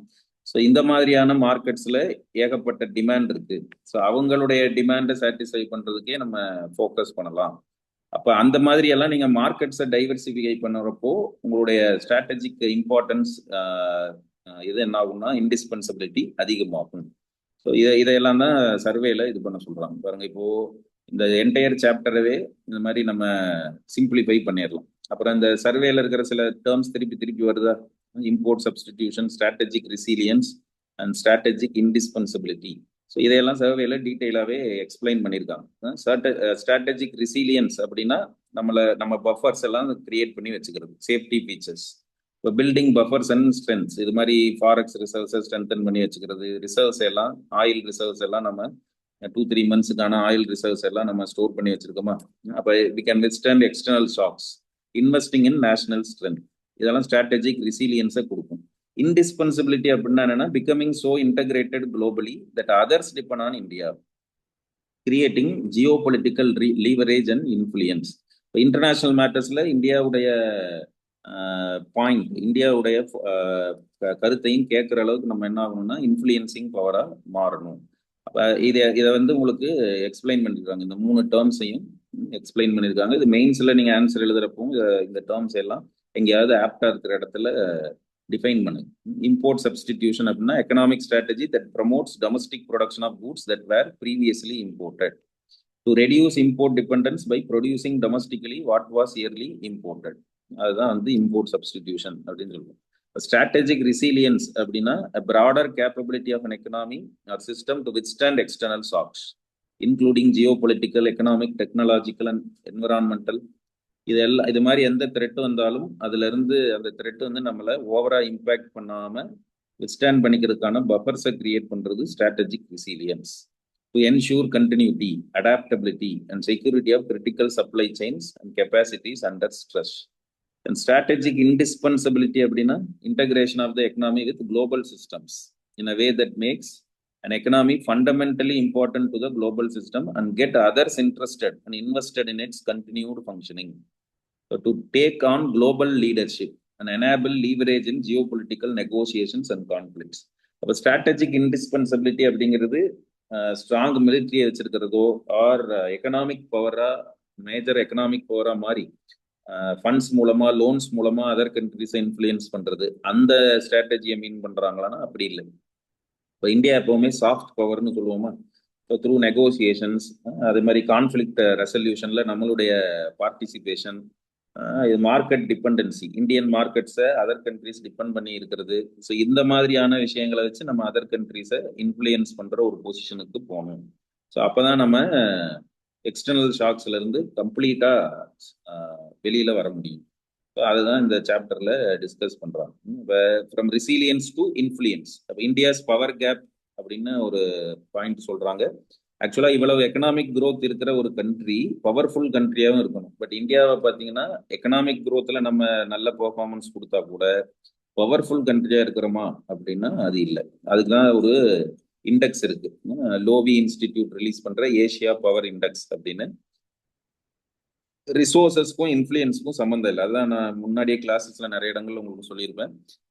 20th செஞ்சுரியில பாத்தீங்கன்னா ரிசோர்சஸ் அடிப்படையை வச்சீங்கன்னா அரேப் கண்ட்ரிஸ் தான் உலகத்துக்கு தேவையான ஒரு மேஜரான சோர்ஸ் ஆன ஆயில வச்சிருக்கிற கண்ட்ரிஸ். அப்போ அவங்களாம் வெல்த்தியஸ்ட் கண்ட்ரிஸா இருக்காங்க. ஆனா பவர்ஃபுல் கண்ட்ரிஸா இன்னும் யூஎஸ் தான் லாஸ்ட் 125 இயர்ஸா யூஎஸ் தானே இருக்கு. இப்போ ரிசோர்சஸ் இருந்துட்டாலே ஒரு கண்ட்ரி பவர்ஃபுல் கண்ட்ரியா மாறிடும்னு சொல்ல முடியாது. அந்த இன்ஃப்ளூயன்ஸ் அப்படிங்கிறது how effectively these resources are used, அதுதான் பவர்ஃபுல் கண்ட்ரியா ஒரு கண்ட்ரியை மாற்றும். இந்த பவர் கேப் அப்படிங்கிறது difference between expected influence and realised influence. இவ்வளவு growth இருக்குல்ல, இப்போ நீங்க 4th லார்ஜஸ்ட் 5th லார்ஜஸ்ட் எக்கனாமிங்கிற ஸ்டேஜ்ல இருக்கிறீங்க. Compare between 4th and 5th largest எக்கனாமிங்கிற உலகத்துல 5வது லார்ஜஸ்ட் எக்கனாமியா இருக்கிற கண்ட்ரி எந்த அளவுக்கு அதர் கண்ட்ரிஸை இன்ஃப்ளூயன்ஸ் பண்ணணும். அப்போ அந்த இன்ஃப்ளூயன்சிங் பவர் அப்படிங்கிறதுல பார்த்தீங்கன்னா நம்ம லேக் ஆகும். India's position, India is now major power in Asia, overall power increasing, improved ranking in economic relationship, has overtaken China as a major destination, inward investment destination. India மாறி இருக்கு. ranked 3rd in overall power, ranked 10th in economic relationship. இதெல்லாம் இருக்கு. India shows strong resilience but not yet converting resources into external economic influence. இப்போ China வந்து அவங்ககிட்ட இருக்கிற ரிசோர்சஸை ஒரு டூலா use பண்றானா, கிரிட்டிக்கல் மினரல்ஸை ஒரு டூலா யூஸ் பண்றாங்களா? அப்போ யூஎஸ் பார்த்தீங்கன்னா அவங்ககிட்ட ஏஐ, இந்த டெக்னாலஜி, இந்த மாதிரியான விஷயங்கள் எல்லாம் அவங்க கிட்ட ஸ்ட்ராங்கா இருக்கிறத அவன் ஒரு டூலா யூஸ் பண்றானா? அந்த மாதிரி நம்ம என்ன இருக்கு, நம்ம கிட்ட இருக்கிற இன்டர்ஜெனஸான விஷயத்த நம்ம எப்படி ஒரு இன்டிஸ்பென்சிபிளான விஷயமா மாத்துறது. ஸோ பட் இது மாதிரி எக்கனாமிக் பேராமீட்டர்ஸ்ல நீங்க ஸ்ட்ராங்கா இருந்தா கூட டெவலப்மெண்ட் சேலஞ்ச் அப்படிங்கிறது இருக்கு. Move from absorbing risks to shaping outcomes, competitiveness, export capability plus integration, அதுதான் இன்ஃப்ளூயன்ஸுங்கிறாங்க. ஸோ நீங்க அப்சார்பிங் ஷாக்ஸ் ஓகே, இப்போ 2-3 months வந்து பிரச்சனை இருந்தாலும் பெரிய அளவுக்கு நம்ம அஃபெக்ட் ஆகாத அளவுக்கு பஃபர்ஸை கிரியேட் பண்ணி வச்சிருக்கீங்க, இதுவே போதுமா அப்படின்னா நீங்க இன்ஃப்ளூயன்ஸ் பண்ற கண்ட்ரியா மாறணும் அப்படின்னா உங்க எக்ஸ்போர்ட் கேப்பபிலிட்டி இன்க்ரீஸ் ஆகணும், காம்படிட்டிவ்னஸ், உங்களுடைய கம்பீட்டன்சி மற்ற கண்ட்ரிஸோடைய ப்ராடக்ட்ஸோட கம்பேர் பண்றப்போ இந்தியன் ப்ராடக்ட்ஸ் வந்து இன்டிஸ்பென்சபிளா இருக்கணும். அப்புறம் நிறைய மார்க்கெட்ஸை நீங்க கேப்சர் பண்ணணும், மார்க்கெட்ஸை டைவர்சிஃபை பண்ணணும். இதெல்லாம் தான் இன்ஃப்ளூயன்ஸை கிரியேட் பண்ணணும் அப்படிங்கிறாங்க. ஸோ அதுக்கு ஃபோக்கஸ் பண்ண சொல்றது அதுதான், manufacturing, export capability and currency strength. இப்போ இந்த கரன்சி ஸ்ட்ரென்த் அப்படிங்கிறதுல தான் நம்ம வீக்காக இருக்கோம்னு பார்க்குறோம். இப்போ கரன்சி ஸ்ட்ரென்த் அப்படிங்கிறது ஸ்ட்ராங் கரன்சி வெறும் மானிட்டரி டிசிப்ளின்னால வந்துருமானா வராது. இப்போ நம்ம மானிட்டரி பாலிசி டிசிஷன்ஸ் எல்லாம் எஃபெக்டிவா தான் இருக்கு, இன்ஃபிளேஷன் எல்லாம் கண்டெயின் பண்ணி தான் வச்சிருக்கிறோம். பட் அதனாலேயே ருபி ஸ்ட்ராங் ஆயிருதா? இப்போ ருபி ஸ்ட்ராங் ஆகுறது அப்படிங்கிறது இந்த மாதிரி நிறைய விஷயங்களை பொறுத்தது. Trade balance, capital flows, risk perception. இந்த கரன்சியை வச்சிருந்தா எந்த அளவுக்கு ரிஸ்க்ல இருந்து நம்ம அவாய்ட் பண்ணிக்கலாம்னு மார்க்கெட் எப்படி உங்களை பெர்சீவ் பண்ணுது. ஸோ இருக்கிறதுலே ரொம்ப முக்கியமான ஃபேக்டர் இதுதான். இப்போ யூஎஸ் மேல இருக்கிற பெர்செப்ஷன் தான் யூஎஸ் வந்து ஒரு ஸ்ட்ராங்கஸ்ட் எக்கனாமியா வச்சிருக்கு. அந்த பெர்செப்ஷனை கிரியேட் பண்றது. அவங்க எக்கனாமிக்கலி நிறைய பேராமீட்டர்ஸ்ல வீக்கா இருந்தா கூட அவங்க மேல வேர்ல்டு வச்சிருக்கிற பெர்செப்ஷன் எப்படி இருக்கு அப்படின்னா அவங்க எல்லாம் ஸ்ட்ராங்கான கண்ட்ரி அப்படிங்கிற ஒரு பெர்செப்ஷன் இருக்கா. ஸோ அந்த மாதிரியான இந்த ரிஸ்க் அவர்ஷன் அண்ட் பெர்செப்ஷன் அப்படிங்கிறது இன்வெஸ்டர்ஸுக்கு நீங்க கிரியேட் பண்ணணும். ஸோ ஹார்டு கரன்சிஸ் அப்படின்னு பாக்குறப்போ இப்போ ஜெர்மனி, ஜப்பான், சுவிட்சர்லாந்து இது மாதிரியான கண்ட்ரிஸோடைய கரன்சி எல்லாம் ஹார்டு கரன்சியா இருக்கு. எப்படின்னா அந்த கரன்சி ஏன் ஹார்டு கரன்சியா இருக்குன்னா அவங்க கிட்ட எக்ஸ்போர்ட் பர்ஃபார்மன்ஸ் ஸ்ட்ராங்கா இருக்கிறதுனால, நாட் கேபிட்டல் இன்ஃப்ளூஸ். இப்போ இந்தியன் ருபி எப்போ நம்ம ஸ்ட்ராங் ஆகுதுன்னு பார்க்குறோம், நிறைய இன்வெஸ்ட்மெண்ட்ஸ் வரப்போ, நிறைய இன்வெர்ட் ரெமிட்டன்சஸ் வரப்போ. உங்க கரன்சி எதை வச்சு மட்டும் டிபெண்ட் பண்ணி இருக்கு அதோடைய அப்ரிசியேஷனுக்கு? ரெமிட்டன்சஸ், இன்ஃப்ளோஸ், டூரிஸ்ட் அரைவல்ஸ் இந்த மாதிரியான ஃபேக்டர்ஸை டிபெண்ட் பண்ணியிருக்கா? Not because of strong exports. இப்போ மற்ற கண்ட்ரிஸுடைய கரன்சிஸ் எல்லாம் ஸ்ட்ராங்கா இருக்கு அப்படின்னா அதுக்கு எது காரணமா இருக்குன்னா எக்ஸ்போர்ட்ஸ். அப்போ இந்தியாஸ் கரன்சி நம்ம சொல்றோம் இந்தியன் ருபி வந்து சாஃப்ட் கரன்சின்னு பார்த்துருக்கோம், ஸ்ட்ரக்சரலி சாஃப்ட். பிகாஸ் ஏன் எதனால அப்படி சாஃப்ட் கரன்சியா இருக்கு அப்படின்னா உங்களுக்கு இதெல்லாம் பாசிட்டிவா இருக்கிறப்போ, இன்வெஸ்ட்மெண்ட்ஸ் வர்றப்போ, இன்வெர்ட் ரெமிட்டன்சஸ் வர்றப்போ, டூரிஸ்ட் அரைவல் அதிகமாகிறப்போ இது இப்போ எல்லாம் ஸ்ட்ராங் ஆகுமே தவிர மற்ற நேரங்கள் எல்லாம் ஃபால் ஆகுது. ஏன்னா இது எல்லா விஷயமே எக்ஸ்டர்னலா பாசிட்டிவான என்விரான்மெண்ட் இருக்கிறப்போ நீங்க ரிசீவ் பண்றீங்க. அங்க ஏதாவது பிரச்சனை இருந்துச்சு, இப்ப கல்ஃப்ல பிரச்சனை இருந்துச்சுன்னா இன்வெர்ட் ரெமிட்டன்சஸ் குறைஞ்சு போயிருது, இன்வெஸ்ட்மெண்ட்ஸ் குறைஞ்சு போயிருது, அப்ப ருபி ஃபால் ஆகுது. இப்போ currency depreciation remains primarily adjustment மெக்கானிசமா நம்ம பார்க்கணும். இப்போ ருபியை நம்ம டெப்ரிசியேட் ஆக வைக்கிற கூட நிறைய இன்வெஸ்ட்மெண்ட்ஸை அட்ராக்ட் பண்ணிக்கலாம், நிறைய இன்வெர்ட் ரெமிட்டன்சஸ் அட்ராக்ட் பண்ணிக்கலாம். அந்த மாதிரி தானே நம்ம மானிட்டரி பாலிசி டிசிஷன்ஸ்க்கு அது பார்ட்டிசிபேஷன் கான்ட்ரிபியூட் பண்ணுது. அப்போ ஹார்டு கரன்சிஸா இருக்கிற மற்ற கரன்சிஸ் எல்லாம் ஏன் அப்படி அந்த நிலைமையில இருக்குன்னா அவங்க எக்ஸ்போர்ட்ஸ்ல ஸ்ட்ராங்கா இருக்கும். இப்போ நம்ம ஏன் மேனுஃபேக்சரிங்கை ஃபோக்கஸ் பண்ணணும்னா மேனுஃபேக்சரிங் இப்போ நம்ம சர்வீசஸ்ல ஸ்ட்ராங்கா இருக்கும், அதுக்காக சர்வீசஸை விட்டுறணும் அப்படின்னு சொல்லலை. But services less employment intensive, weaker backward linkages. Backward லிங்கேஜஸ்னா என்ன, அதோட சப்போர்ட்டிவ் சப்செக்டார்ஸ்னு ஏதாவது பெருசா இருக்குமா சர்வீசஸ்க்கு? இருக்காது. இப்போ மேனுஃபேக்சரிங்கை நீங்க ஸ்ட்ரென்தன் பண்ணீங்கன்னா அதுக்குள்ள சப்செக்டார்ஸும் பெனிஃபிட் ஆகும். மைக்ரோ ஸ்மால் மீடியம் என்டர்பிரைசஸ்க்கெல்லாம் நிறைய ஆப்பர்ச்சுனிட்டிஸ் கிடைக்கும், மல்டிப்ளையர் எஃபெக்ட்ஸ் அதிகமா இருக்கும் சர்வீசஸை விட மேனுஃபேக்சரிங்ல. ஒரு மேனுஃபேக்சரிங் ஸ்ட்ரென்தனானா சர்வீசஸ்க்கும் அது ஹெல்ப் பண்ணும். அதை நம்ம ஒரு சாப்டர்ல கூட பார்த்தோம், சர்வீசிபிகேஷன் ஆஃப் மேனுஃபேக்சரிங் அப்படின்னு கூட பார்த்தோமா. அப்ப இதனால பெரிய சர்வீசஸ் செக்டாரை மட்டுமே ஃபோக்கஸ் பண்ணா இன்ஃப்ராஸ்ட்ரக்சரும் பெரிய அளவில் கிரியேட் ஆகும். பட் மேனுஃபேக்சரிங் பார்த்தீங்கன்னா இது மாதிரி நிறைய பாசிட்டிவ் மல்டிப்ளையர் எஃபெக்ட்ஸை கிரியேட் பண்ணக்கூடிய பொட்டன்ஷியல் இருக்கு. ஸோ அப்போ அதுதான் சர்வே வந்து மேனுஃபேக்சரிங்கை ஃபோக்கஸ் பண்ணுங்கன்னு சொல்றாங்க. ஸோ இதெல்லாம் ஃபர்ஸ்ட் சாப்டர்ல. இப்போ இதுக்கு ஸ்டேட் என்ன பண்ணணும், அதான strategic resilience and strategic indispensability, import substitution, இதெல்லாம் இதுல பேசிட்டாங்க. இப்போ அடுத்த போர்ஷன் என்ன, இதுக்கு கவர்மெண்ட் என்ன பண்ணணும். அப்ப கவர்மெண்ட் மட்டுமே ஸ்டெப்ஸ் எடுத்துட்டா போதுமா அப்படின்னா, இப்போ கவர்மெண்ட்ல 3 டயர்ஸ் இருக்கா, central, state and local bodies. அப்போ 3 நம்மளுடைய லெவல் ஆஃப் கவர்மெண்ட்ஸும் அதுக்கு ஃபோக்கஸ் பண்ணணும். அது மட்டும் இல்லாம பீப்புளும் கோஆப்ரேட் பண்ணணும், பிரைவேட்டும் கோஆப்ரேட். ஸோ இந்த 3 பேருமே சேர்ந்து ஃபோக்கஸ் பண்ணாதான் இந்த பேராமீட்டர்ஸ்ல எல்லாம் நம்ம ஸ்ட்ரென்தன் ஆக முடியும் அப்படிங்கிறத பார்ட் 2ல டிஸ்கஸ் பண்ணிருக்கோம். அது உங்களுக்கு ஹெட்டிங்லேயே அதை நீங்க அண்டர்ஸ்டாண்ட் பண்ணிக்கலாம். Building strategic resilience and strategic indispensability, role of state, role of private sector and role of citizens. Citizens உடைய பார்ட்டிசிபேஷனும் ரொம்ப முக்கியம். கவர்மெண்ட் மட்டுமே ரூல்ஸ், லாஸ், ரீஃபார்ம்ஸ் கொண்டு வந்துட்டா அதெல்லாம் அச்சீவ் பண்ணிட முடியுமா அப்படின்னா பீப்புளும் அதுக்கு பார்ட்டிசிபேட் பண்ணும். ஸோ லாஸ்ட் 3 டிகேட்ஸ்ல நம்ம நிறைய பேராமீட்டர்ஸ்ல ஸ்ட்ராங்கா இருக்கிறோமா அதெல்லாம் திருப்பி இதுல சொல்லிட்டு, India is now entering qualitatively different phase, structural transformation and geopolitical fragmentation. இந்த இஷ்யூஸ் எல்லாம் நம்மளை அஃபெக்ட் பண்ணாம இருக்கணும் அப்படிங்கிற ஒரு ப்ரொடெக்ஷனை கிரியேட் பண்ண வேண்டிய ஸ்டேஜுக்கு நீங்க வந்திருக்கிறீங்க. இப்போ கேபிட்டல் ஃப்ளோஸ் வேணும். பட் கேபிட்டல் ஃப்ளோஸ்னால இன்டர்னல் மார்க்கெட் ரொம்ப வல்னரபிளா இல்லாமையும் நம்ம பார்த்துக்கணும். அப்போ அதுக்கு ஸ்டேட் என்ன பண்ணணும், அதுக்கு தான் இந்த சாப்டர்ல அட்வைஸ் என்ன கொடுக்குறாங்க. Coordination across institutions, confidence under uncertainty, capacity to change course, இதையெல்லாம் நீங்க வந்து கவர்மெண்ட்ஸ் வந்து ஸ்டேட், சென்ட்ரல், லோக்கல் கவர்மெண்ட்ஸ் எல்லாம் ஸ்ட்ரென்தன் பண்ணிக்கணும். நம்ம நிறைய இன்ஸ்டிடியூஷனல் மெக்கானிசமை ஸ்ட்ராங் பண்ணணும். ஸ்ட்ராங் இன்ஸ்டிடியூஷன்ஸ் வேணும். அந்த இன்ஸ்டிடியூஷன் ஸ்ட்ராங்கா இருக்கிறப்ப தான் இம்ப்ளிமெண்ட் பண்ண முடியும். நீங்க கொண்டு வர ரீஃபார்ம்ஸ் எல்லாம் இம்ப்ளிமெண்ட் பண்ண முடியும். இப்போ ஃபார் எக்ஸாம்பிள் ஜிஎஸ்டி ரீஃபார்ம்ஸ்னு கொண்டு வந்துட்டீங்களா? ஜிஎஸ்டி ரீஃபார்ம்ஸை கொண்டு வந்துட்டீங்க, ஆனால் அதுல இருக்கிற சேலஞ்சஸை ஓவர் கம் பண்றதுக்கு உங்களுக்கு ஜிஎஸ்டி கவுன்சில்ங்கிற ஒரு இன்ஸ்டிடியூஷன் தேவைப்படுது. அதுல ஏதாவது இஷ்யூஸ் வந்துச்சுன்னா ஒரு ட்ரிபியூனல்ங்கிறது தேவைப்படுது. இது மாதிரி இன்ஸ்டிடியூஷன்ஸை நம்ம கிரியேட் பண்ணிக்கிறோம். GST applied tribunal, GST council, இப்படிலாம். இதுக்கெல்லாம் எல்லாம் கோஆர்டினேஷன் இருக்கும். அப்பதான் ஸ்பீட் அப் பண்ண முடியும். ரீஃபார்ம்ஸ் கொண்டு வர ரீஃபார்ம்ஸை ஸ்பீட் அப் பண்ண முடியும். ஸோ ஸ்டேட் கெப்பாசிட்டி அப்படிங்கிறது என்னன்னா ability to get the right things ton. எதையாவது பாலிசின்னு எதையாவது ரூல்ஸ் லாஸ்ன்னு எனாக்ட் பண்ணிட்டு இருக்கிறது இல்லை. கரெக்ட் தேவைப்படுற லாஸை எனாக்ட் பண்ணி தேவைப்படுற நேரத்தில் அதை இம்ப்ளிமெண்ட் பண்ணணும். அதான் என்கேம்பஸஸ் டிசைன் பிளஸ் இம்ப்ளிமெண்டேஷன். ஸோ இந்தியாவில் ஆல்ரெடி இருக்கிற பிரச்சனை என்ன அப்படி பார்த்தீங்கன்னா, நல்ல பாலிசிஸ் எல்லாம் கூட ஃபார்முலேட் பண்ணிடுவோம். அது கூட நம்ம நிறைய டைம் எடுத்துப்போம். பட் அப்படி பாலிசி ஃபார்முலேட் பண்ணாலும் இம்ப்ளிமெண்ட் பண்ற இடத்துல நம்ம அதை எஃபெக்டிவா இம்ப்ளிமெண்ட் பண்ண மாட்டோம். Depends on judgment, competence and organisation. நீங்க ரூல்ஸ் லாஸை எனாக்ட் பண்ணிடலாம், அதை எஃபெக்டிவா இம்ப்ளிமெண்ட் பண்றதுக்கு கெப்பாசிட்டி இருக்கணும்ல. இப்போ நம்ம ஒரு ஷெட்யூலை வந்து பிளான் பண்ணலாம், ப்ரிப்பேர் பண்ணலாம், அதுக்கு ஒரு எபிலிட்டி வேணும் தான்.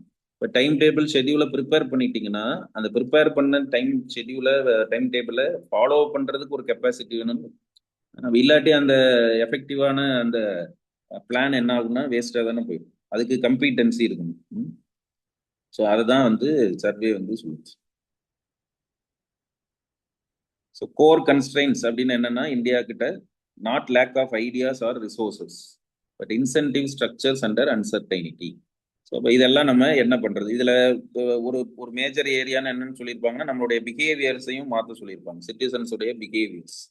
அப்புறம் கார்பரேட் பார்ட்டிசிபேஷன், பிரைவேட் பார்ட்டிசிபேஷனையும் ஸ்ட்ரென்தன் பண்றது. அதான் ஆண்டர்பிரினரல் ஸ்டேட் அப்படின்னு பார்த்துருக்கோமா?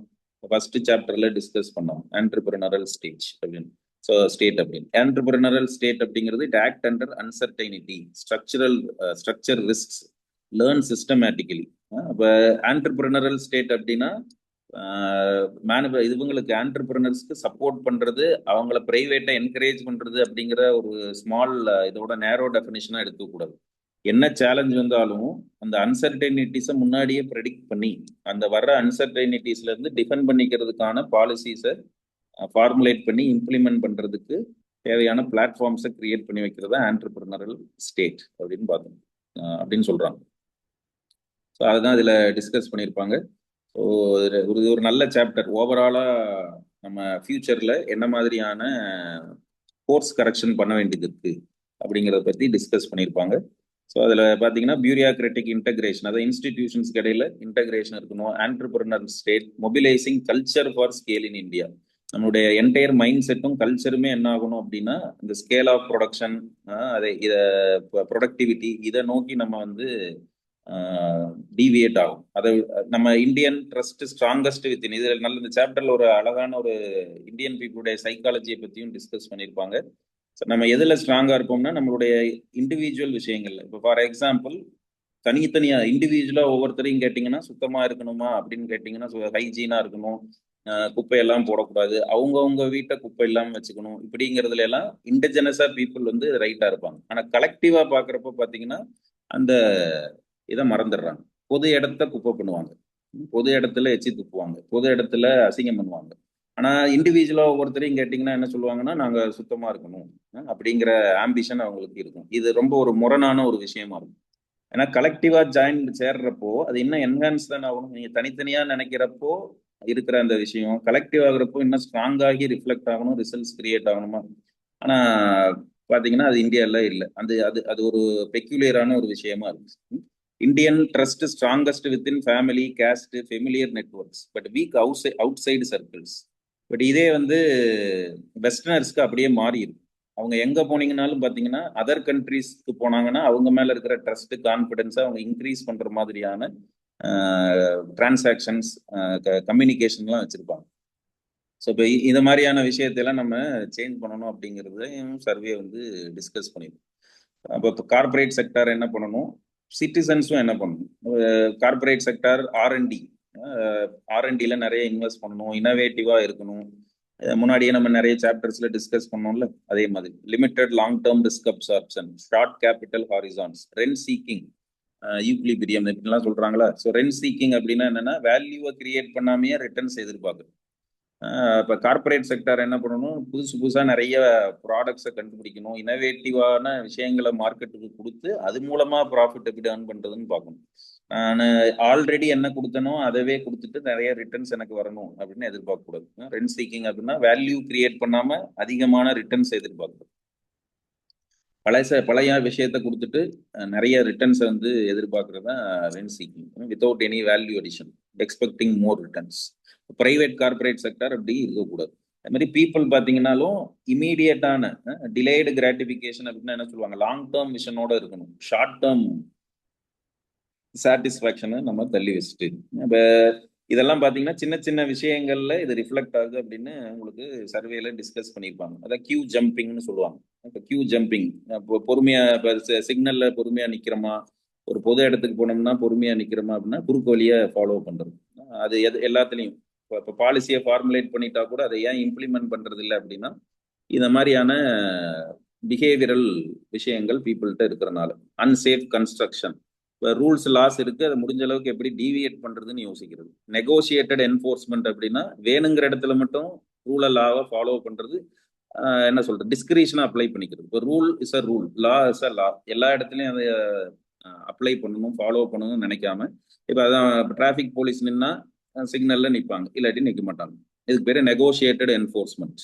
வேணுங்கிற இடத்துல அப்ளை பண்ணிக்கிறது, வேணாத இடத்துல தேவையில்லைன்னா நானே அதை என்ன பண்றது இல்லைன்னா இதை வந்து ஒரு ஃபேமஸான ஒரு நியூஸ் ஆர்டிக்கல் வந்து இதுல வந்துருந்துருக்கு இந்தியா டுடேல. அதை சர்வே வந்து எக்ஸாம்பிளா காமிக்குது. 1998ல அக்லி இந்தியன் அப்படின்னு ஒரு, அது கூகுளில் அடிச்சிங்கன்னா வரும், அக்லி இந்தியன் இந்தியா டுடே 1998 அப்படின்னா வரும். அது ஒரு ஒரு ஸ்பெஷல் இஷ்யூ மாதிரி கொடுத்துருந்துருக்காங்க போல இருக்கப்ப. கன்வீனியன்ஸ் சீக்கிங் பிஹேவியர் அப்படின்னு இந்தியன் பீப்புளுடைய இந்த பிஹேவியரல் சைக்காலஜி வச்சு ஒரு ஆர்டிக்கிள் வந்துருக்கு. அதுல தான் இந்த மாதிரி எல்லாம் சொல்றாங்க. இண்டிவிஜுவலா பார்த்தீங்கன்னா இந்தியன் பீப்புள் வந்து எல்லாம் வேல்யூ சிஸ்டம்ல பர்ஃபெக்டா இருக்கிற மாதிரி இருக்கும், ஆனால் கலெக்டிவா சேர்றப்போ அது ரிஃப்ளெக்ட் ஆக மாட்டேங்குது. அப்போ அது சிட்டிசன் சைடு இருந்து கொடுக்க வேண்டிய கான்ட்ரிபியூஷன் அப்படின்னு சொல்றாங்க. Millions of aligned small actions, இப்போ தனித்தனியா சின்ன சின்னதான சிறுதுளி பெருவெள்ளம்னு சொல்றாங்க. ஸோ அது மாதிரி ஒவ்வொருத்தரும் கான்ட்ரிபியூட் பண்ணணும், ஒவ்வொருத்தரும் அவங்களுடைய ரெஸ்பான்சிபிலிட்டியை உணர்ந்து செயல்படணும். ஸோ இதெல்லாம் தான் இப்போ இந்தியன் பீப்புள்கிட்ட நிறைய பேர்கிட்ட இருக்கிற ஒரு விஷயமா என்ன பார்க்குறாங்கன்னா இந்த ஷார்ட்கட் கல்ச்சர்.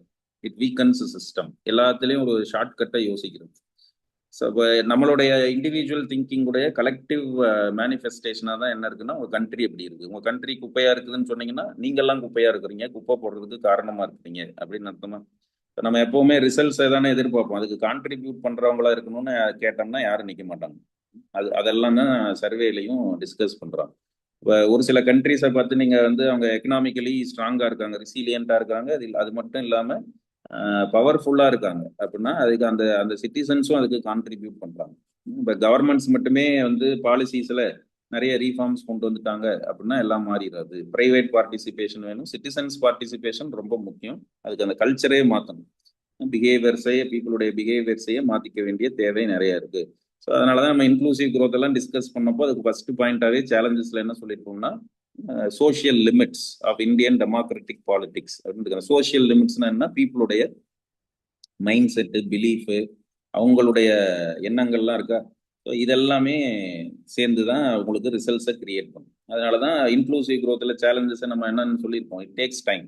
ரொம்ப கிராஜுவலாக தான் சேஞ்சஸை கொண்டு வர முடியும், பீப்புள் அதுக்கு கோஆப்ரேட் பண்ணாதான் அப்படின்னு பார்த்துருக்கோம். அதுதான் இந்த சாப்டர் வந்து டிஸ்கஸ் பண்ணுது. இது உங்களுக்கு ஓவராலாக ஃபியூச்சர் கோர்ஸ் ஆஃப் ஆக்ஷன் என்னவா இருக்கணும்னு எல்லாம் இப்போ கேட்டாங்கன்னா, இப்போ விக்ஷித் பாரத் 2047க்கு என்ன சேலஞ்சஸ் இருக்கு, ஆர் இந்தியாவுடைய இந்த வல்னரபிலிட்டியில நம்ம எப்படி வந்து அதை ஓவர் கம் பண்ணலாம், இந்த மாதிரியான generic questions or SA type, எஸ்ஏல கூட இது மாதிரியான கண்டென்ட்டை தான் நீங்கள் வந்து யூஸ் பண்ணிக்கலாம். அதுக்கான சாப்டர் தான் இந்த லாஸ்ட் சாப்டர் அப்படிங்கிறது.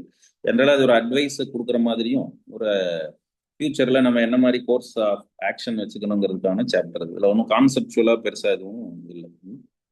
ஸோ இதுதான் சர்வேல இருக்கிறது. சர்வேல இருக்கிற லாஸ்ட் 4-5 சாப்டர்ஸ் வந்து ப்ரிலிம்ஸ் பெர்ஸ்பெக்டிவ்ல பெருசாக கான்செப்டுவலாக எதுவும் இல்லை, பட் ஓவரால் அண்டர்ஸ்டாண்டிங் இருக்கிறது நல்லது இந்த சாப்டர்ஸை பற்றி. அடுத்து நம்ம பட்ஜெட் பார்ப்போம்.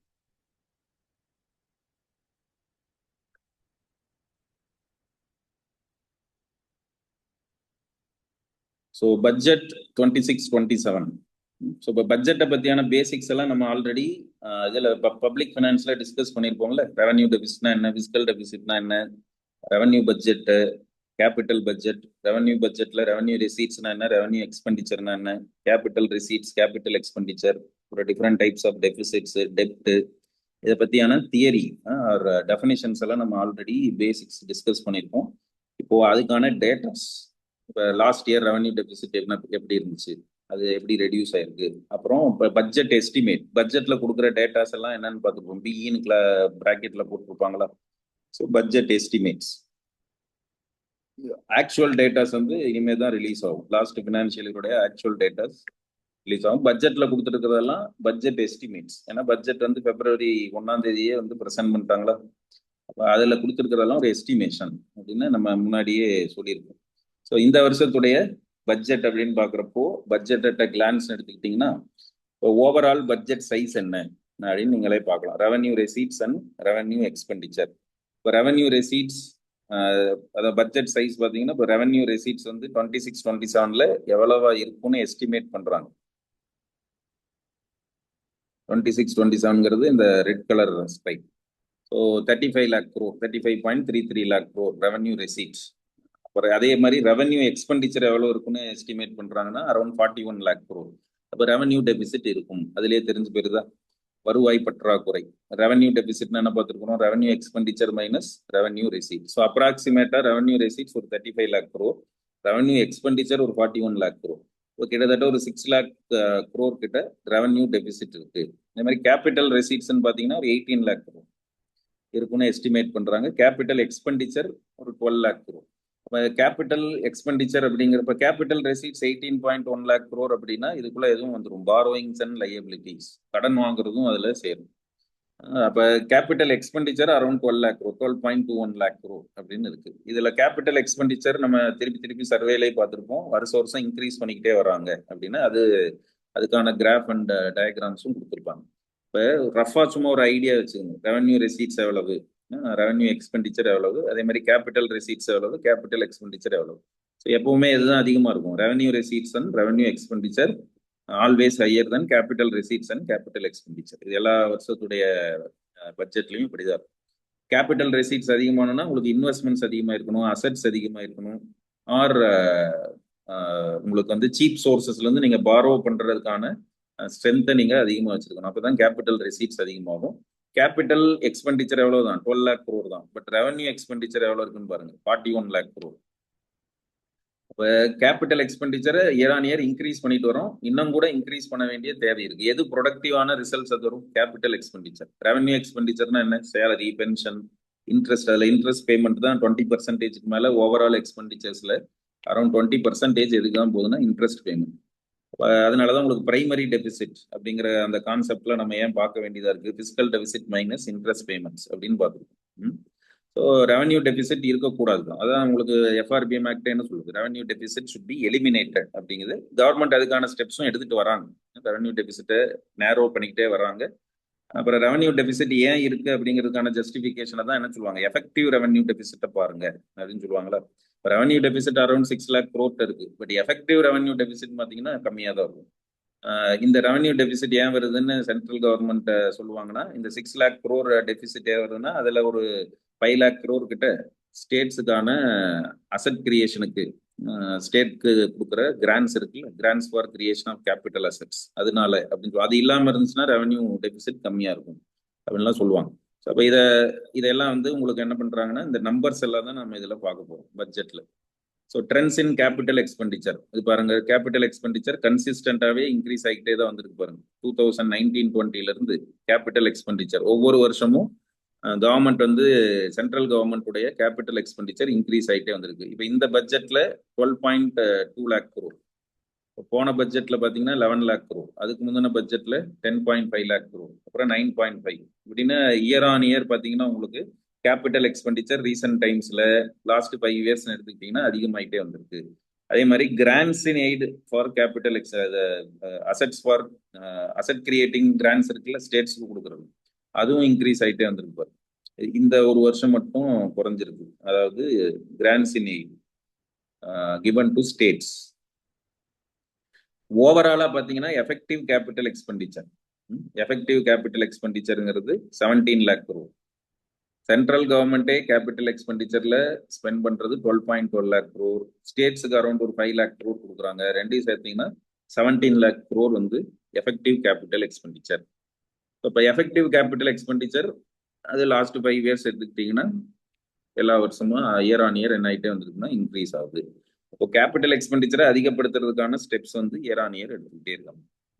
இந்த கிராஃப் எல்லாம் சும்மா பார்த்துங்க, ரஃபான ஒரு ஐடியா வச்சுங்க இந்தியாவுடைய பட்ஜெட்டை பற்றியான பட்ஜெட் அட் த கிளான்ஸ் அப்படிங்கிறப்போ ஓவரால் ஐடியா போட் பட்ஜெட் ஒரு நம்மளுடைய பட்ஜெட் சைஸ் என்ன அப்படின்னு பார்க்குறப்ப இந்த ரெண்டையும் ஆட் பண்ணீங்கன்னா அதான பட்ஜெட் சைஸ். கவர்மெண்ட் எவ்வளவு ஸ்பெண்ட் பண்ண போறாங்க, கவர்மெண்ட்டுக்கு எவ்வளவு வருமானம் வருது, அந்த பட்ஜெட்ல எதெல்லாம் இம்பார்ட்டன்டான அலோகேஷன்ஸா இருக்கு அப்படின்னு கேபிட்டல் எக்ஸ்பெண்டிச்சர் ஒரு 12 lakh crore. Grants for creation of capital assets ஒரு 5 lakh crore. ரெண்டையும் சேர்த்தீங்கன்னா ஒரு 17 lakh crore வந்து எஃபெக்டிவ் கேபிட்டல் எக்ஸ்பெண்டிச்சர் அப்படின்னு சொல்லுவோம்.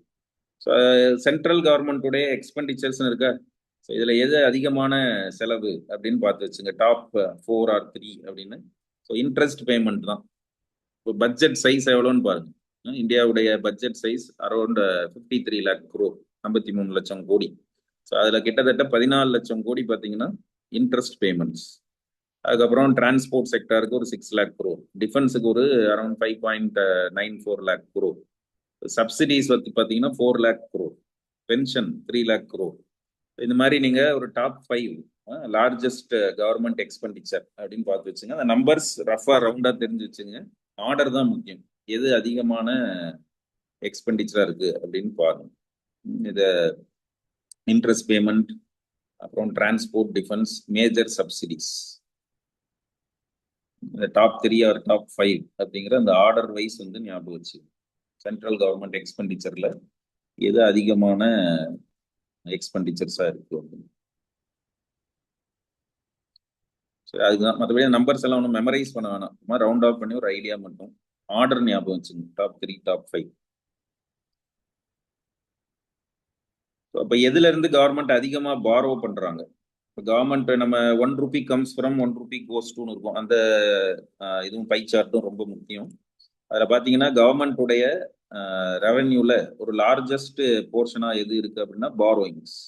ஸோ பாரோயிங்ஸுக்கு எது பெரிய சோர்ஸா வச்சிருக்காங்க அப்படின்னா மார்க்கெட் பாரோயிங்ஸ். ஏன்னா வெளிநாட்டு கடன்கிறது ஒரு பெரிய சோர்ஸ் கிடையாது கவர்மெண்ட்டுடைய எக்ஸ்பெண்டிச்சர்ஸ்க்கு. எக்ஸ்டர்னல் டெப்ட் மூலமா சாவரின் எக்ஸ்டர்னல் டெப்ட் அப்படிங்கிறது ரொம்ப கம்மி. அப்போ இன்டர்னல் பாரோயிங்ஸ் தான் அதிகம். அதுல உங்களுக்கு பாத்தீங்கன்னா short term borrowings, treasury bills மூலமா பாரோ பண்றது இருக்கா, ஷார்ட் டேர்ம் பாரோயிங்ஸ்னு இருக்கு. அதே மாதிரி ஸ்மால் சேவிங்ஸ், ப்ராவிடன்ட் ஃபண்ட் எல்லாம் இருக்கா, அதுல இருந்து கவர்மெண்ட் பாரோ பண்றது.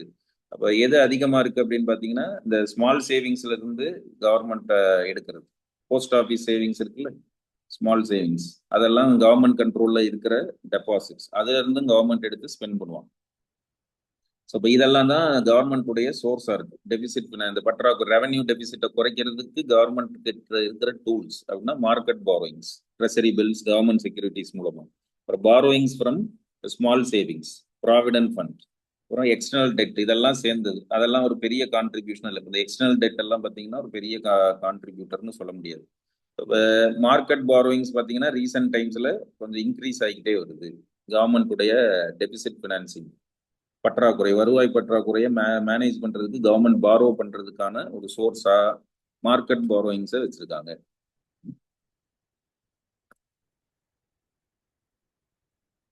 ஸோ ட்ரெண்ட்ஸ் இன் டெபிசிட்ஸும் பார்த்துங்க. டெபிசிட்ஸ் கோவிடுக்கு அப்புறம் கன்சிஸ்டண்டா டிக்ரீஸ் ஆகிட்டே தான் வருது.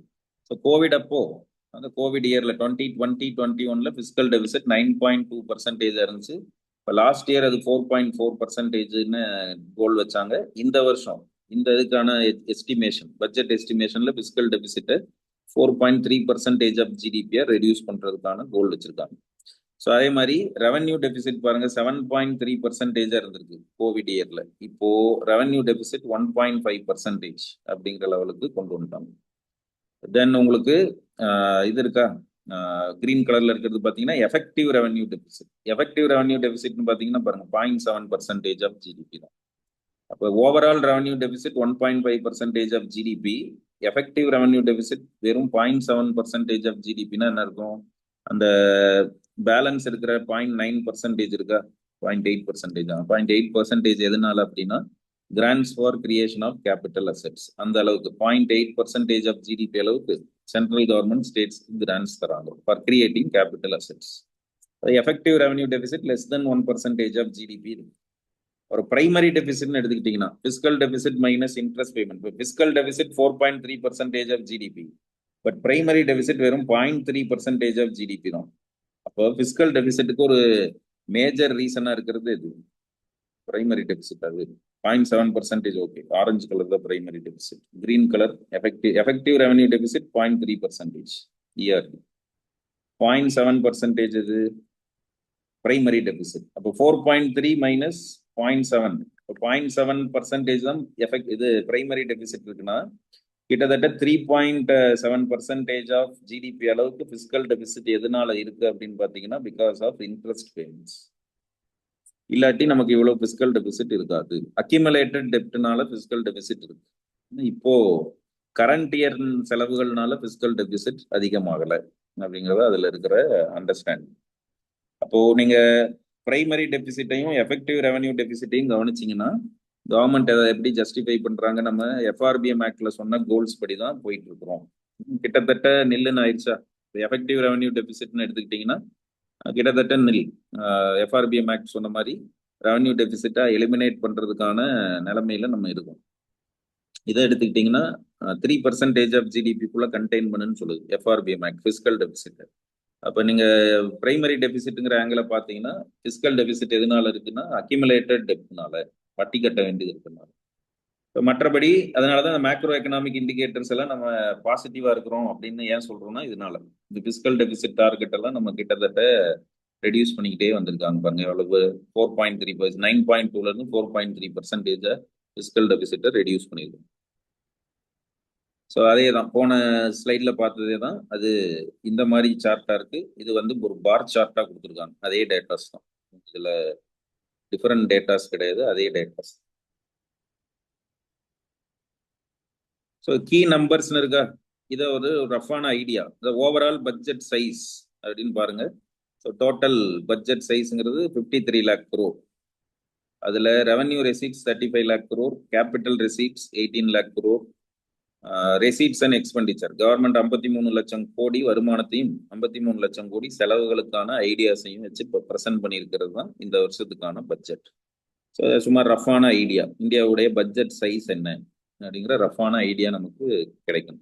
இப்போ பிரைமரி டெபிசிட் ஒரு 2.9 lakh crore, fiscal deficit percentage படி பார்த்தீங்கன்னா எவ்வளவு 3.4% அப்படின்னு சொல்றோமா, 3.4 எவ்வளோ சொன்னாங்க, பிஸ்கல் 4.3%. அப்போ அது அமௌண்ட் படி எவ்வளோன்னு பார்த்தீங்கன்னா ஒரு அரௌண்ட் ரஃபா 17 lakh crore, 16.95 or 17 lakh crore. So இது ஓவராலா ஒரு ஐடியா வச்சுங்க பட்ஜெட்டை பற்றி. பட்ஜெட் சைஸ் வந்து அப்ரப்டா இருக்கக்கூடாது. இந்தியாவுடைய பட்ஜெட் சைஸ் 17 lakh crore சொல்லிடக்கூடாது, அது 35 lakh crore சொல்லக்கூடாது. ரஃபா அரௌண்ட் 50 to 55 lakh crore, ஒரு எக்ஸாக்டாவே சொல்லணும்னா 53.4 lakh crore. ஸோ இது நமக்கு தெரிஞ்சிருக்கணும். அதனால இதெல்லாம் பேப்பர்ஸ்லேயே நியூஸ் பேப்பர்ஸ்ல வர்றதுதான். இது ஒன்றும் ரொம்ப ஸ்பெசிஃபிக்கான டேட்டா அப்படின்னு இல்லை, ஜெனரல் டேட்டா. அதுக்காக இப்படி நம்பர்ஸோட எல்லா டிஜிட்ஸையும் எக்ஸாக்டா சொல்லணும்னு இல்லை. 53.4 lakh crore பட்ஜெட் சைஸ். மேஜரான காம்போனன்ட்ஸ் எல்லாம் எவ்வளோன்னு ரஃபான ஐடியா. ஏன்னா சம்டைம்ஸ் ஸ்டேட்மெண்ட்ஸ் அப்படி கொடுக்குறப்போ அதை அண்டர்ஸ்டாண்ட் பண்ணிக்கிறதுக்கோ எலிமினேட் பண்றதுக்கோ நமக்கு இந்த ஓவரால் அண்டர்ஸ்டாண்டிங் அபவுட் பட்ஜெட், இந்த கீ நம்பர்ஸ்ல நம்ம எந்த அளவுக்கு ரஃபான ஐடியா வச்சிருக்கோம் அப்படிங்கிறது தோராயமா தெரிஞ்சா போதும். அது போய் நீங்க அக்யூரேட்டா அந்த நம்பர்ஸ் எல்லாம் மெமரைஸ் பண்ணணும்னு இல்லை. அதே மாதிரி ரயில்வே பட்ஜெட். இப்போ ரயில்வே பட்ஜெட் முதல்ல அது ஒரு தனி பட்ஜெட்டா ப்ரெசென்ட் பண்ணிட்டு இருந்தாங்க, அதை மெர்ஜ் பண்ணிட்டாங்க. இப்போ ரயில்வே பட்ஜெட்டை எடுத்துக்கிட்டீங்க அப்படின்னா ரயில்வேஸ் உடைய ரெவன்யூ எவ்வளவு, ரயில்வேஸ்க்கான மேஜர் எக்ஸ்பெண்டிச்சர்ஸ் எவ்வளவு.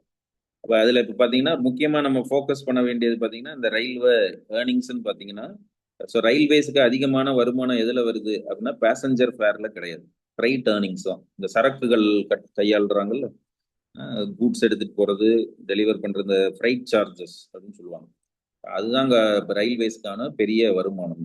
இப்போ ஃப்ரைட் சார்ஜஸ் மூலமாக பாருங்க கிட்டத்தட்ட 1.8 lakh crore, பேசஞ்சர் ஃபேர் மூலமாக 87,000 crores தான் வருது. கிட்டத்தட்ட டபுள் ஆகுது. அதனாலதான் நம்ம கிராஸ் சப்சிடின்னு பார்த்தோம். இப்போ பேசஞ்சர் ஃபேர் வந்து லாஸ் தான். இது ஒரு 5000 crores ரயில்வேஸ்க்கு அதனால லாஸ் இருக்கு அப்படின்னு பார்க்கணும். அதை எப்படி பேலன்ஸ் பண்றாங்கன்னா ஃப்ரைட்ஸ்ல வர வருமானத்தை வச்சு. இப்போ ரயில்வே ஏர்னிங்ஸ்ல எது அதிகம்னா ஃப்ரைட் ஏர்னிங்ஸ், பேசஞ்சர் ஃபேர்ல இருந்து வரதை விட. இந்த டேட்டாஸ் எல்லாம் தேவையில்லை. ஒர்க்கிங் ரிசல்ட்ஸ் அதெல்லாம் விட்டுருங்க, ஆப்ரேட்டிங் ரேஷியோவும் விட்டுருங்க, அதெல்லாம் தேவையில்லை. நெட் ரெவென்யூ ஒரு 3000 crores வந்து நெட் ரெவென்யூ. மற்றபடி இதுவும் டேட்டா முக்கியம் இல்லை. எது அதிகமா இருக்கு அப்படின்னா ஃப்ரைட் ஏர்னிங்ஸ் தான் அதிகம். ஸோ அதே மாதிரி ஸ்டேட்ஸ்க்கு கொடுக்குற ரிசோர்சஸ், ஃபினான்ஷியல் ரிசோர்சஸ் பார்த்தீங்கன்னா கன்சிஸ்டண்டா சென்ட்ரல் கவர்மெண்ட் ஸ்டேட்ஸ்க்கு கொடுக்குற ஃபினான்ஷியல் ரிசோர்சஸ் இன்க்ரீஸ் ஆகிட்டே வந்திருக்கு. ஸோ உங்களுக்கு resources transfer to states and union territories அப்படின்னு பார்க்குறப்போ லாஸ்ட் இயர் 23 lakh crore, இந்த வருஷம் அது 26 lakh crore அளவுக்கு சென்ட்ரல் கவர்மெண்ட் ஸ்டேட்ஸ்க்கு கொடுக்குற கான்ட்ரிபியூஷன் இன்க்ரீஸ் ஆகும். ஸோ இந்த இது பார்த்தீங்கன்னா அழகா நமக்கு மைண்ட்ல நிற்கும். கன்சிஸ்டண்டாகவே 2019-20 அப்புறம் 20க்கு அப்புறம் பார்த்தீங்கன்னா கன்சிஸ்டண்டா ஸ்டேட்ஸுக்கு கொடுக்குற financial transfers by central government increase ஆகிட்டு வந்து இன்க்ரீஸ் ஆயிருக்கா டிக்ரீஸ் ஆயிருக்கா? அது இன்க்ரீஸ் ஆனது எப்படி இன்க்ரீஸ் ஆயிருக்கு? அப்போ 3 இயர்ஸ்க்கு எப்படி இன்க்ரீஸ் ஆயிருக்கு, 5 இயர்ஸ்க்கு எப்படி இன்க்ரீஸ் ஆயிருக்கு? இந்த மாதிரியானதை வச்சுக்கிட்டு தான் ஸ்டேட்மெண்ட்ஸை நம்ம அப்ரோச் பண்ணணும். அப்புறம் இந்த பை சார்ட் ரொம்ப முக்கியம். ஜென்ரலாகவே நீங்க இதை ஞாபகம் வச்சுக்கணும். 1 rupee comes from. So single largest source எது? கவர்மெண்ட்டுக்கு வருமானம் தர சிங்கிள் லார்ஜஸ்ட் சோர்ஸ், அதிகமான வருமானத்தை தர சிங்கிள் லார்ஜஸ்ட் சோர்ஸ் எது அப்படின்னு பாத்தீங்கன்னா, இப்ப கவர்மெண்ட்டுக்கு ₹1 வருமானம் வருதுன்னா அதுல 24 பைஸ் பாரோயிங்ஸ் அண்ட் லையபிலிட்டிஸ் தான், கடன்கள் தான்.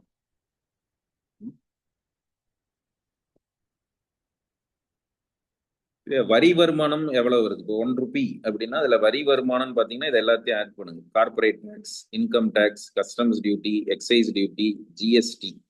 ஸோ இதெல்லாம் ஆட் பண்ணீங்கன்னா ஸோ 18 + 21 அப்போ உங்களுக்கு என்ன இது 39%, 43, 49, 64.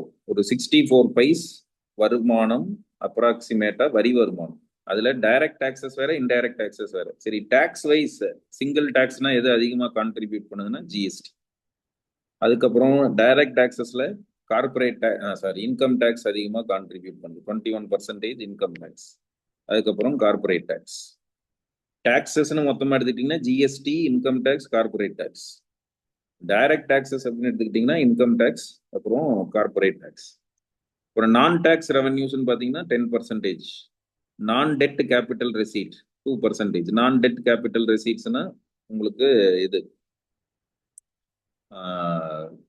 ரெக்கவரி ஆஃப் லோன்ஸ், அதுக்கப்புறம் வந்து செல்லிங் ஆஃப் அசெட்ஸ், டிஸ்இன்வெஸ்ட்மெண்ட். அது வந்து கவர்மெண்ட்டுக்கு 2% கூட வருமானம் தரதில்லை. இப்போ இது பார்த்துக்கணும். ஸோ இந்த ஒரு ஜெனரல் அண்டர்ஸ்டாண்டிங் வந்து தேவை. அதே மாதிரி 1 rupee கோஸ் டு எதுக்கு கவர்மெண்ட் அதிகமாக செலவு பண்ணுது அப்படின்னு பார்க்குறப்போ ஸ்டேட்ஸுக்கு கொடுக்குற ஷேர்ஸ். 1 rupee கவர்மெண்ட் ஸ்பெண்ட் பண்ணதுல 22 பைஸ் வந்து ஸ்டேட்ஸ்க்கு கொடுக்குற ஷேர் தான். அதுக்கப்புறம் ஒரு லார்ஜஸ்ட் காம்பனன்ட் அப்படின்னு பார்த்தீங்கன்னா இன்ட்ரெஸ்ட் பேமெண்ட் 20%. செலவுகள்ல எதெல்லாம் லார்ஜஸ்ட் எக்ஸ்பெண்டிச்சர்னு பாருங்க. Subsidies around 6%, defence expenditure 11%. Order வைஸும் ஞாபகம் வச்சுக்கோங்க. ஆர்டர் வைஸ் எது அதிகம் அப்படிங்கிறத ஆர்டர் வைஸும் ஞாபகம் வச்சுக்கோங்க. Central sector scheme 17%. Central sector ஸ்கீம்னா சென்ட்ரல் கவர்மெண்டே 100% எக்ஸ்பெண்டிச்சரை பேர் பண்ற ஸ்கீம். சென்ட்ரலி ஸ்பான்சர்டு ஸ்கீம்ஸ்னா ஜாயின்ட் வித் ஸ்டேட் கவர்மெண்ட்ஸ் 75-25, 60-40, 70-30 அப்படிங்கிற ரேஷியோல சில ஸ்கீம்ஸ் எல்லாம் இருக்கும். அதே மாதிரி சென்ட்ரல் செக்டார் ஸ்கீம்ஸ்னு எதெல்லாம்னு பார்த்துங்களேன், அதுவும் உங்களுக்கு ஹெல்ப் பண்ணும் ப்ரிலிம்ஸ்ல. List of central sector schemes 100% central கவர்மெண்டே பேர் பண்ணிக்கிற எக்ஸ்பெண்டிச்சரை பேர் பண்ணிக்கிற ஸ்கீம்ஸ் அப்படிங்கிற அந்த லிஸ்ட்டை ஞாபகம் வச்சுக்கோங்க. உங்களுக்கு நிறைய இடத்துல அது ஹெல்ப் பண்ணும். ஸோ இதை பட்ஜெட்டை பொறுத்த வரைக்கும் இந்த ஃபேக்ட்ஸ் எல்லாம் இதையும் நீங்க கான்செப்சுவலா அண்டர்ஸ்டாண்ட் பண்ணிங்க, மெமரைஸ் பண்ணாதீங்க. சும்மா ஆர்டர் வைஸ் அப்படின்னு கான்செப்சுவலா அண்டர்ஸ்டாண்ட் பண்ணிங்க. 1 rupee comes from, 1 rupee goes to. Trend in tax receipts. இப்போ டைரக்ட் டேக்ஸ் அதிகமாக கான்ட்ரிபியூட் பண்ணுதா, இன்டைரக்ட் டேக்ஸஸ் அதிகமாக கான்ட்ரிபியூட் பண்ணுதா, அதே மாதிரி tax to GDP ratio. So இந்தியாவில் டேக்ஸ் டு ஜிடிபி ரேஷியோங்கிறது அரௌண்ட் பாருங்க 11%, 11.2% அப்படின்னு இந்த வருஷத்துக்கு எக்ஸ்பெக்ட் பண்றாங்க. லாஸ்ட் இயர் பார்த்தீங்கன்னா 11.4%. அப்போ tax to GDP ratio reduce ஆகுது அப்படின்னா உங்க ஜிடிபி $4 trillion அப்ராக்சிமேட்டா. அப்போ இவ்வளவு ஒர்த் ஆஃப் ஆக்டிவிட்டிஸ் இந்தியாவுக்குள்ள நடக்குது. ஆனா அதுல இருந்து நீங்க எவ்வளவுதான் ஜெனரேட் பண்றீங்க டாக்ஸ் ரெவன்யூவா அப்படின்னா வெறும் 11% தான். இப்போ டெவலப்டு கண்ட்ரீஸ்ல இதெல்லாம் அதிகமா இருக்கும். 18%, 23%, 24% இருக்கும். இப்போ ஏன் அப்படின்னா இன்ஃபார்மாலிட்டி அதிகமா இருக்கிறதுனால, இன்ஃபார்மலைசேஷன் அதிகமா இருக்கிறதுனால நிறைய ஆக்டிவிட்டிஸ் நடக்குது. ஆனா அது மேல எல்லாம் நீங்க டாக்ஸ் ஏன் இம்போஸ் பண்ண முடியல அப்படின்னா இன்ஃபார்மலா இருக்கு. ஏன்னா டாக்ஸ் கம்ப்ளையன்ஸ் கம்மியா இருக்கு, டாக்ஸ் கட்டுறவங்களுடைய நம்பர்ஸ் கம்மி, டாக்ஸ் ரெவன்யூ அதனால கம்மியா இருக்கு. இன்னும் கூட பொட்டன்ஷியல் அதிகமா இருக்கு. இப்போ கிராஸ் டாக்ஸ் ரெவன்யூ அப்படிங்கிறது as a percentage of GDP பார்த்தீங்கன்னா ரஃபா அரௌண்ட் அதே தான், ஸ்டாக்னண்டா இருக்கு பாருங்க. 11.4, 11.5, 11.2 இது மாதிரி வந்து ஸ்டாக்னண்டா இருக்கு. ஸோ இது வந்து ஸ்டாக்னண்டா இருக்கிறதுங்கிறத ஞாபகம் வச்சு. ஆனா ஸ்டேட்மெண்ட்ஸ்ல sometimes gross means tax to GDP ratio கன்சிஸ்டண்டா இன்க்ரீஸ் ஆயிட்டு வந்திருக்கு லாஸ்ட் 3 இயர்ஸ்ல அப்படிலாம் கேட்டாங்கன்னா இல்லை, கன்சிஸ்டண்டா இதா இருக்கு, ஸ்டாக்னண்டா இருக்கு. சரி, இதுல டைரக்ட் டாக்ஸஸ் உடைய கான்ட்ரிபியூஷன் அண்ட் இன்டைரக்ட் டாக்ஸஸ் உடைய கான்ட்ரிபியூஷன் எது அதிகம்னா 11.2% டாக்ஸ் டு ஜிடிபி ரேஷியோனா அதுல 6.9% through direct taxes, 4.3% through indirect taxes. அப்போ டைரக்ட் டாக்ஸஸ் ஆர் கான்ட்ரிபியூட்டிங் மோர் தென் இன்டைரக்ட் டாக்ஸஸ். ஸோ இந்த 11.2%ங்கிறத மைண்ட்ல வச்சு டாக்ஸ் டு ஜிடிபி ரேஷியோ இந்தியாவுக்கு 11 to 11.5%குள்ள இருக்கு. ஸோ அதில் 7% கூட வச்சுங்களேன். Direct tax contribution, direct tax to GDP ratio அப்படின்னா 7%, indirect taxes to GDP ratio அப்படின்னா அரௌண்ட் வந்து 4.3%.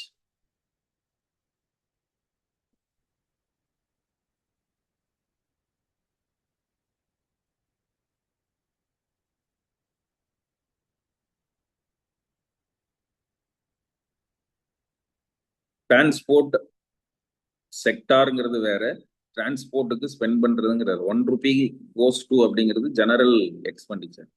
ஸ்கீம்ஸ் ப்ரோக்ராம்ஸுக்கு எதுக்கு அதிகமாக ஸ்பெண்ட் பண்றாங்கிறது இப்போ டிஃபென்ஸுக்குன்னு அதுல எங்க வந்திருக்கு 1 rupee கோஸ் டு அப்படிங்கிறதுல டிஃபென்ஸ்னா ஓவரால் டிஃபென்ஸ் செக்டார் அப்படிங்கிற ஸ்பெண்ட், டிஃபென்ஸ் ரிலேட்டடான எக்ஸ்பெண்டிச்சர்ஸ் அப்படிங்கிறது வேற.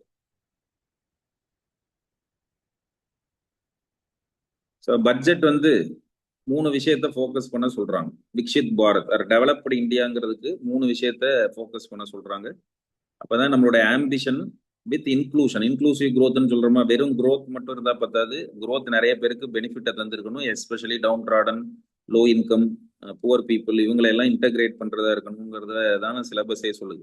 ஸோ அதுக்கு தான் நம்ம என்ன ஃபோக்கஸ் பண்ண சொல்றாங்கன்னா action over ambivalence, reform over rhetoric, people over populism, இதெல்லாம் பண்ணுங்க.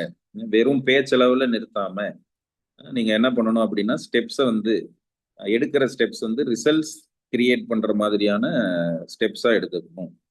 ஸோ இப்போ நம்ம எடுக்கிற ரீஃபார்ம்ஸ் வந்து என்னவா இருக்கணும்னா இம்பாக்ட் பண்ற ரீஃபார்ம்ஸா இருக்கணும், ஆக்ஷன்ஸ் இருக்கணும். வெறும் பேச்சளவுல விட்டுறாம அதை ஆக்டிவா வந்து இம்ப்ளிமெண்ட் பண்ற மாதிரி இருக்கணும். பாப்புலிஸ்ட் மெஷர்ஸை ஃபோக்கஸ் பண்ணாம லாங் டேர்ம்ல பீப்புளுக்கு பெனிஃபிட் தர மாதிரியான ஸ்டெப்ஸ் எடுங்க அப்படிங்கிறதெல்லாம் ஒரு டேக்லைன் மாதிரியே பட்ஜெட்ல சொல்லியிருக்காங்க. இதெல்லாம் ஆன்சர்ஸ் எழுதுறதுக்கு நீங்க யூஸ் பண்ணிக்கலாம். ஸோ அப்போ அதே மாதிரி டிரான்ஸ்ஃபார்மிங் ஆஸ்பிரேஷன்ஸ் இன்டு அச்சீவ்மெண்ட். இப்போ $5 trillion எக்கனாமி, அப்புறம் $30 trillion எக்கனாமி எல்லாம் ஆஸ்பிரேஷன்ஸ். அதை எப்படி அச்சீவ் பண்றது, அதுக்கு stability, physical discipline, sustained growth, moderating inflation, இதெல்லாம் ஃபோக்கஸ் பண்ணுங்கன்னு கிட்டத்தட்ட சர்வேல சொன்னதேவே தான் திருப்பி வந்து பட்ஜெட்லையும். இந்த பட்ஜெட்டுங்கிறது இந்த பர்டிகுலர் இயருக்கு ஃபோக்கஸ் பண்ற ஒரு கைடன்ஸ். சர்வேங்கிறது ஜென்ரலாகவே லாஸ்ட் இயர் என்ன இருந்துச்சு, இந்த வருஷம் என்ன சேலஞ்சஸ் இருக்கு, ஃபியூச்சர்ல என்ன பண்ணணும் அப்படிங்கிற மீடியம் டேர்ம் அவுட்லுக்கும் அட்வைஸ் கொடுத்துருக்கோம் சர்வே. அப்போ அதுக்கு என்னென்ன டியூட்டிஸ் அப்படின்னு பட்ஜெட்ல கர்த்தவ்யா அப்படின்னு சொல்லியிருக்காங்க. கர்த்தவ்யா அப்படின்னா டியூட்டிஸ் ஆர் ரெஸ்பான்சிபிலிட்டிஸ் அப்படின்னு எடுத்துக்கலாம். So first duty accelerating and sustaining economic growth. இப்போ நம்ம க்ரோத்தை ஃபோக்கஸ் பண்ணிட்டு இருக்கோமா, growth அப்படியே சஸ்டெயின் ஆகணும், இன்க்ரீஸும் ஆகணும் with resilience to volatile global dynamics. இவ்வளவு நேரம் சர்வேல அதை பத்தி தான் டிஸ்கஸ் பண்ணோம். Building resilience and strategic indispensability அப்படிங்கிறத. ஸோ பட்ஜெட்டும் அதை ஒரு ஃபர்ஸ்ட் டியூட்டியா சொல்லுது. And fulfilling aspirations of our people and building their capacity. So employability increase பண்ணணும், ஸ்கில்ஸை இன்க்ரீஸ் பண்றது, இந்த மாதிரி ஆஸ்பிரேஷன்ஸ் இருக்க இன்கம் லெவல் ஆஃப் பீப்புளை இன்க்ரீஸ் பண்ணணும், ஸ்டாண்டர்ட் ஆஃப் லிவிங் ஆஃப் பீப்புளை இன்க்ரீஸ் பண்ணணும். அதுக்கு அவங்களுடைய capacity, different sectors and பீப்புளுடைய capacity enhance பண்றதுக்கு ஃபோக்கஸ் தருது.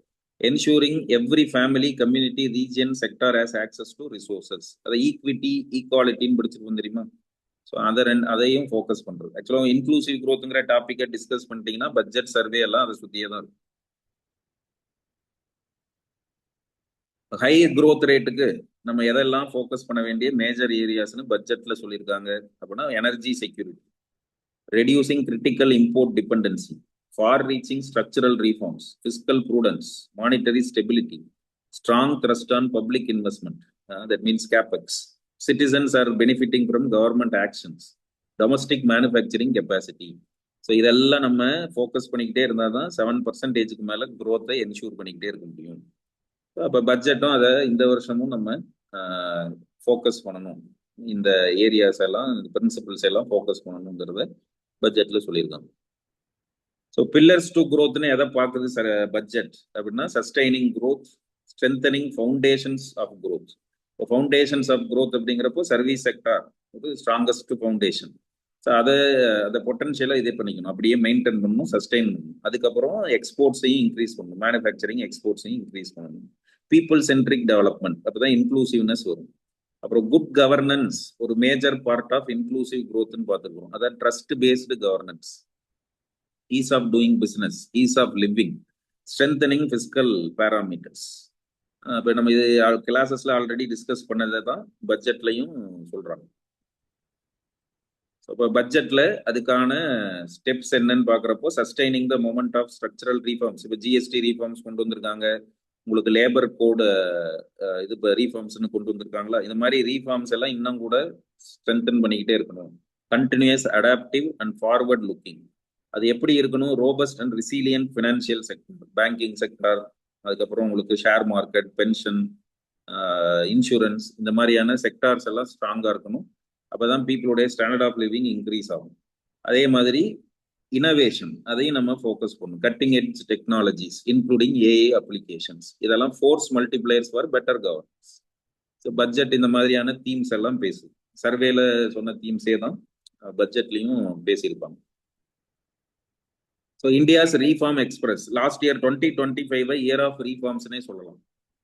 ஏன்னா அத்தனை ரீஃபார்ம்ஸ் வந்து கொண்டு வந்திருக்காங்க. Government has undertaken comprehensive economic reforms to create employment, boosting productivity, accelerating growth. Nearly 350 reforms have been rolled out, including GST simplification, notification of labor codes, rationalization of quality control orders, நிறைய high level committees, deregulation, இந்த மாதிரி compliance requirements எல்லாம் simplify பண்ணியிருக்கிறதுன்னு ஒரு 350 reforms last year கொண்டு வந்திருக்காங்க. அதனால year of ரீஃபார்ம்ஸ்னே சொல்றாங்க. 2025 year of reforms பட்ஜெட்ல சொல்றாங்க. அந்த அளவுக்கு ஒரு பர்டிகுலர் இயர்ல லிஸ்ட் ஆஃப் ரீஃபார்ம்ஸ்னா அதிகமாக கொண்டு வந்திருக்காங்க. ஸோ இப்போ இதில் பட்ஜெட்ல நம்ம என்ன சர்வேல என்ன பார்த்தோம்? மேனுஃபேக்சரிங் செக்டரை ஃபோக்கஸ் பண்ண சொன்னாங்களா? ஸோ பட்ஜெட்லையும் அதே தான், scaling up manufacturing in strategic and frontier sectors.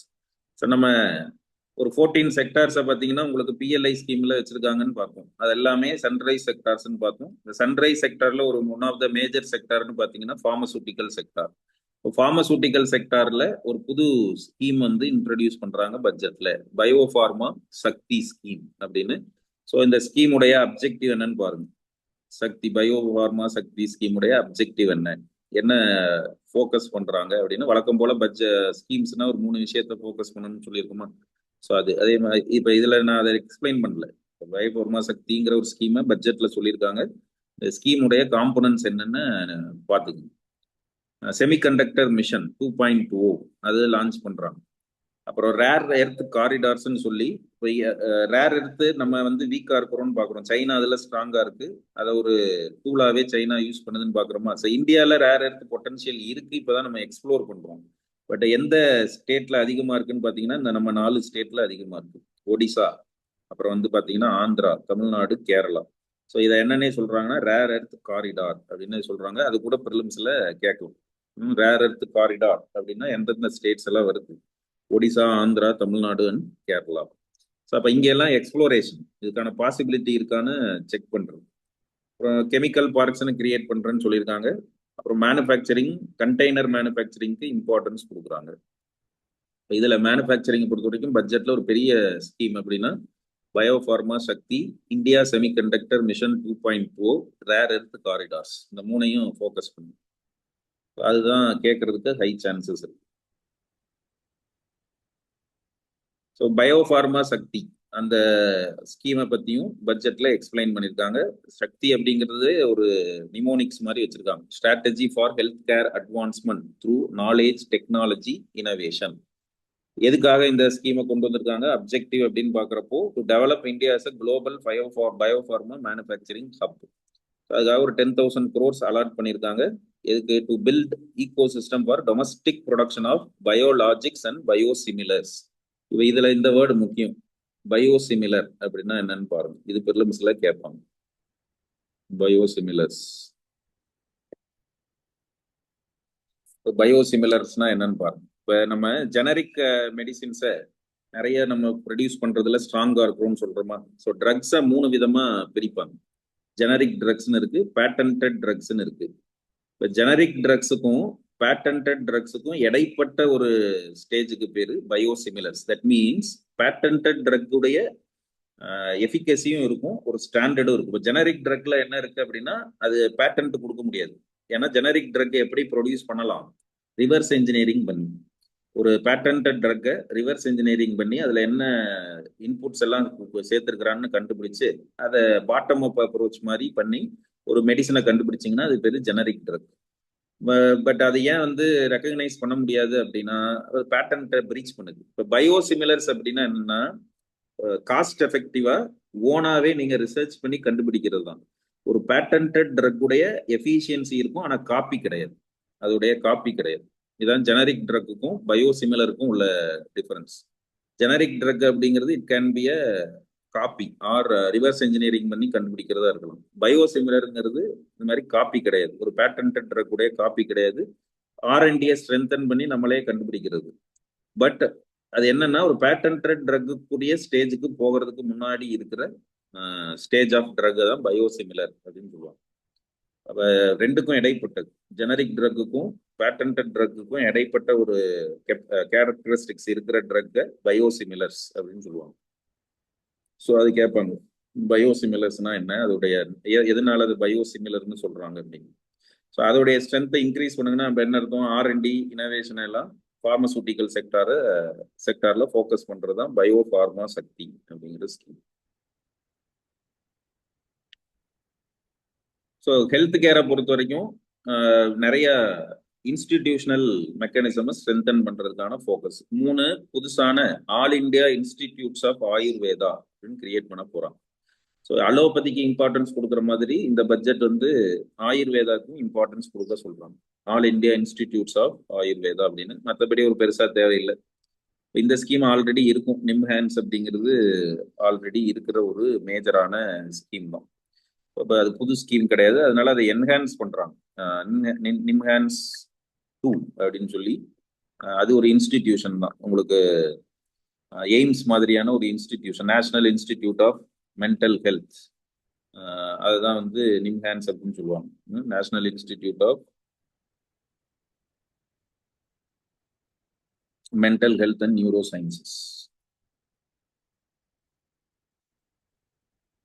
எம்எஸ்எம்இஸை பொறுத்த வரைக்கும் சாம்பியன் செக்டார். இது சாம்பியன் செக்டார்னு எங்க வந்தாலும் அது எதை தான் மீன் பண்ணுதுன்னா எம்எஸ்எம்இஸை மீன் பண்ணுது. சாம்பியன் செக்டார் அப்படின்னு micro small medium enterprises. So அதுக்கு ஆல்ரெடி நிறைய ஃபண்ட்ஸ் வச்சிருக்காங்க. Self reliant India, SME growth fund, அது மாதிரி நிறைய ஃபண்ட்ஸ் ஸ்பெசிஃபிக்கான ஃபோக்கஸ் கொடுக்கறதுக்கு ஃபண்டு வச்சிருக்காங்க. ஸோ இந்த பட்ஜெட்ல ஒரு விஷயத்த புதுசாக கொடுக்குறாங்க அப்படின்னா இந்த கார்பரேட் மித்ரா அப்படின்னு, ஒரு மித்ரானா ஃப்ரெண்டுன்னு இருக்கும். கார்பரேட் மித்ராஸ் கிரியேட் பண்ணணும். யாருக்கு? எம்எஸ்எம்இஸ்க்கு. ஏன்னா இந்த எம்எஸ்எம்இஸை ஃபார்மலைஸ் பண்றதுல என்ன பிரச்சனை இருக்குன்னா எம்எஸ்எம்இஸ்ல நிறைய அன்ஆர்கனைஸ்டு எம்எஸ்எம்இஸ் தான் அதிகம். பிகாஸ் அவங்க அக்கௌண்ட்ஸ் மெயின்டைன் பண்றது, டாக்ஸ் ஃபைல் பண்றது, இதெல்லாம் டிஃபிகல்ட்டா ஃபீல் பண்றாங்க. இப்போ கார்பரேட் மித்ராஸ் அப்படின்னா இதுக்கெல்லாம் அசிஸ்ட் பண்றது, எம்எஸ்எம்இஸ்க்கு அக்கௌண்ட்ஸ் எப்படி மெயின்டைன் பண்றது, இதுக்குன்னே ஒரு ப்ரொஃபஷனல் குரூப், அவங்கள தான் கார்பரேட் மித்ரா. இப்போ சிஏஸ் இருக்காங்களா, சார்ட்டர்ட் அக்கௌண்டன்ஸ் இருக்காங்க. பெரிய கார்பரேட் கம்பெனிஸ்க்கு அவங்க அட்வைஸ் பண்ணிடுவாங்க, சஜஷன்ஸ் கொடுத்துருவாங்க, CS chartered accountants. But chartered accounts எல்லாம் அப்பாயிண்ட் பண்ணிக்க முடியுமா? எம்எஸ்எம்இஸ் வந்து அப்பாயிண்ட் பண்ண முடியாது, ஏன்னா அவங்களுக்கு அது காஸ்ட் எஃபெக்டிவா இருக்காது. அப்போ கவர்மெண்ட் அதுக்காக தான் என்ன ஒரு ப்ரொஃபஷனல் குரூப்பை கிரியேட் பண்ண சொல்றாங்கன்னா கார்பரேட் மித்ராஸ். ஸோ இவங்க எம்எஸ்எம்இஸ்க்கு அசிஸ்ட் பண்றது, அக்கௌண்ட்ஸ் ஃபைல் பண்றது, டாக்ஸ் எப்படி இது பண்றது, ப்ராப்பரான இன்வாய்சஸ் எல்லாம் எப்படி ரெடி பண்றது, கம்ப்ளைன்ஸ், ரூல்ஸ், லாஸ் எல்லாம் எப்படி ஃபாலோ பண்றது, எப்படி ஒரு சிஏஸ் சார்ட்டர்ட் அக்கௌண்டன்ஸ் பெரிய கம்பெனிஸ்க்கு அசிஸ்ட் பண்ற மாதிரி எம்எஸ்எம்இஸ்க்கு அசிஸ்ட் பண்றதுக்கான ஒரு ப்ரொஃபஷனல் குரூப் வந்து corporate Mithras. So government to facilitate professional institutions to develop corporate Mithras, especially Tier 2 and Tier 3 towns, to help MSMEs to meet compliance requirements at affordable cost. இப்போ ஒன்றும் corporate மித்ரானா அதுலேயே meaning இருக்கு. எம்எஸ்எம்இஸ்க்கு help பண்றதுக்காக, assist பண்றதுக்காக, like CS chartered accountants மாதிரி. அதே மாதிரி உங்களுக்கு எம்எஸ்எம்இஸ்க்கு ஃபண்ட்ஸை ரைஸ் பண்றதுக்கான ஒரு பெரிய பிளாட்ஃபார்ம்ங்கிறது டிஆர்இடிஎஸ் அப்படின்னு பார்த்துருக்கோம், trade receivables electronic discounting system அப்படின்னு.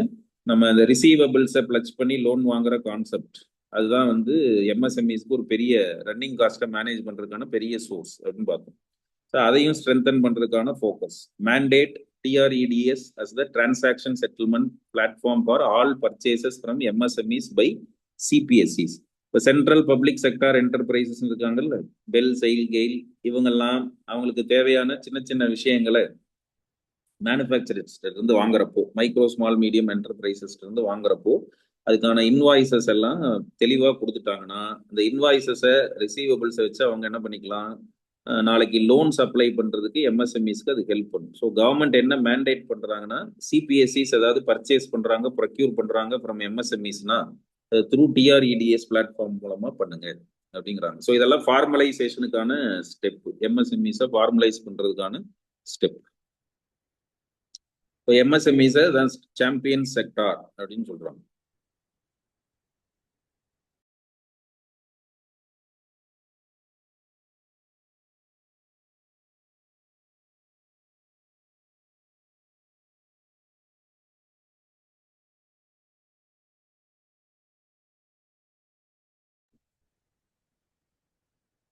இப்போ டெக்ஸ்டைல்ஸுக்கு பட்ஜெட்ல என்ன இம்பார்ட்டன்ஸ் கொடுத்துருக்காங்கன்னா, சாமர்த் 2.0 அப்படின்னு ஒரு ஸ்கீமை கொண்டு வந்திருக்காங்க.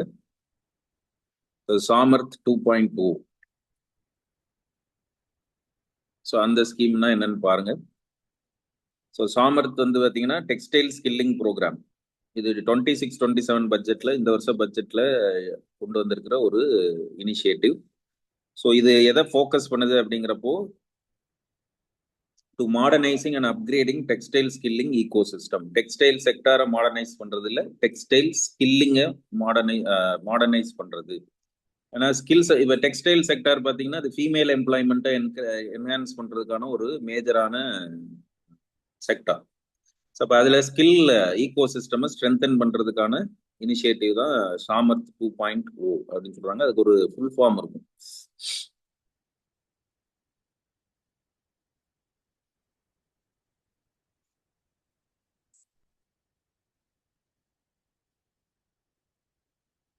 Scheme for capacity building in textile sector, அதுதான் சாமர்த் அப்படின்னு சொல்றாங்க. இது அப்ஜெக்டிவ் என்னன்னு பார்த்தீங்கன்னா, training 10 lakh people and providing placement oriented skill in the textile sector.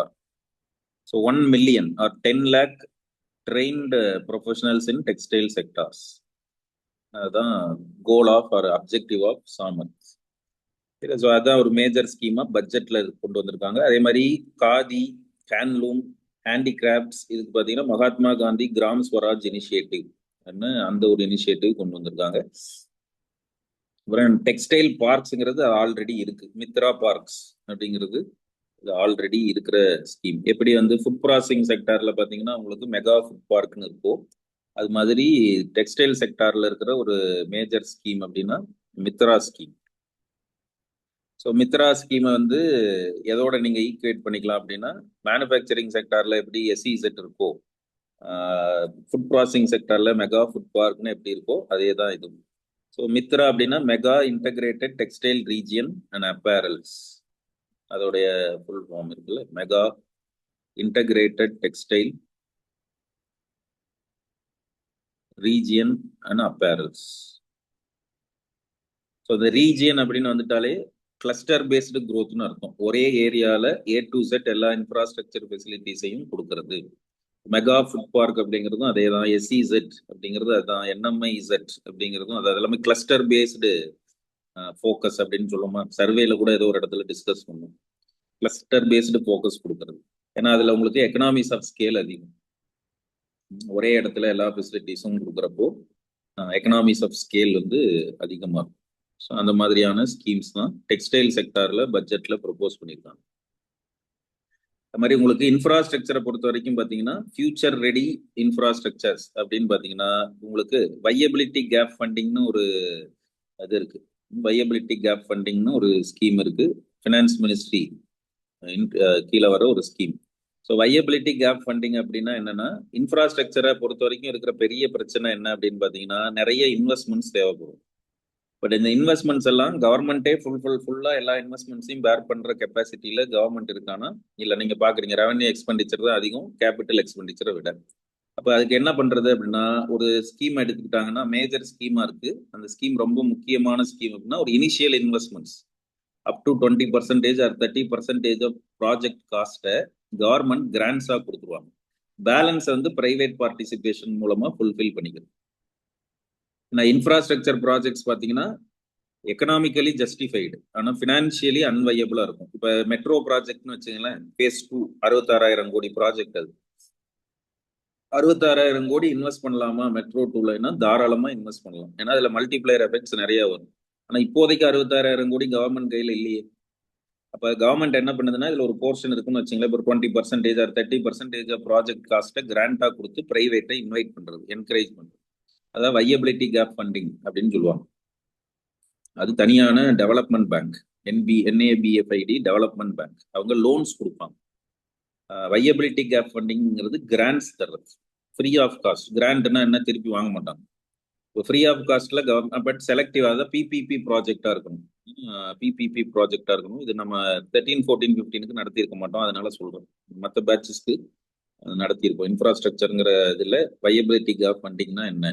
இது ஒரு ஸ்கீம். ஒரு PPP ப்ராஜெக்ட்ல up to 20% of project cost வரைக்கும் கவர்மெண்ட் கிராண்டா கொடுத்துருவாங்க, திருப்பி வாங்க மாட்டாங்க அப்படின்னு அர்த்தம். இதே சோஷியல் செக்டார் ப்ராஜெக்ட்னா 30% ஆஃப் ப்ராஜெக்ட் காஸ்ட் வரைக்கும் ஃப்ரீயா கொடுப்பாங்க. சோஷியல் செக்டார்னா என்ன? எஜுகேஷன், ஹெல்த், சானிடேஷன், இது ரிலேட்டடான இன்ஃப்ராஸ்ட்ரக்சர் ப்ராஜெக்ட்னா 30% ஆஃப் ப்ராஜெக்ட் காஸ்டே கவர்மெண்ட் வந்து கிராண்டா கொடுத்துருவாங்க, அந்த ப்ராஜெக்டை ஃபினான்சியலி வையபிளா மாத்துறதுக்காக. அதனாலதான் அது பேரு வையபிலிட்டி கேப் ஃபண்டிங். ஏன்னா இன்ஃப்ராஸ்ட்ரக்சர் ப்ராஜெக்ட்ஸ் வந்து எக்கனாமிக்கலி ஜஸ்டிஃபைடு. 60,000 கோடி இல்ல, 6 லட்சம் கோடி கூட இன்வெஸ்ட் பண்ணலாம், தப்பு கிடையாது. ஆனா கையில இப்ப பணம் இல்லையே. அப்ப பினான்சியலி எப்படி அந்த ப்ராஜெக்டை வையபிளா மாத்துறது? கவர்மெண்ட் இனிஷியேட்டிவ் எடுத்தா பிரைவேட் மோட்டிவேட் ஆகி வருவாங்க. அதாவது கிரௌடிங் இன் அப்படின்னு பார்த்துருக்கோம். அதுக்கெல்லாம் இதான் எக்ஸாம்பிள். கிரௌடிங் இன் அப்படின்னா, கவர்மெண்ட் ஒரு இனிஷியேட்டிவை எடுக்கிறப்போ நம்பிக்கை வரும், கான்பிடன்ஸ், ட்ரஸ்ட் பில்ட் ஆகும். அப்ப பிரைவேட் இன்வெஸ்ட்மெண்ட்ஸும் அதுல ஃபிளரிஷ் ஆகும். அது மாதிரி இப்ப இந்த பட்ஜெட்ல ஒரு VGF ஸ்கீமுக்கு கீழே எதை கொண்டு வராங்கன்னா, சீ பிளேன்ஸ்.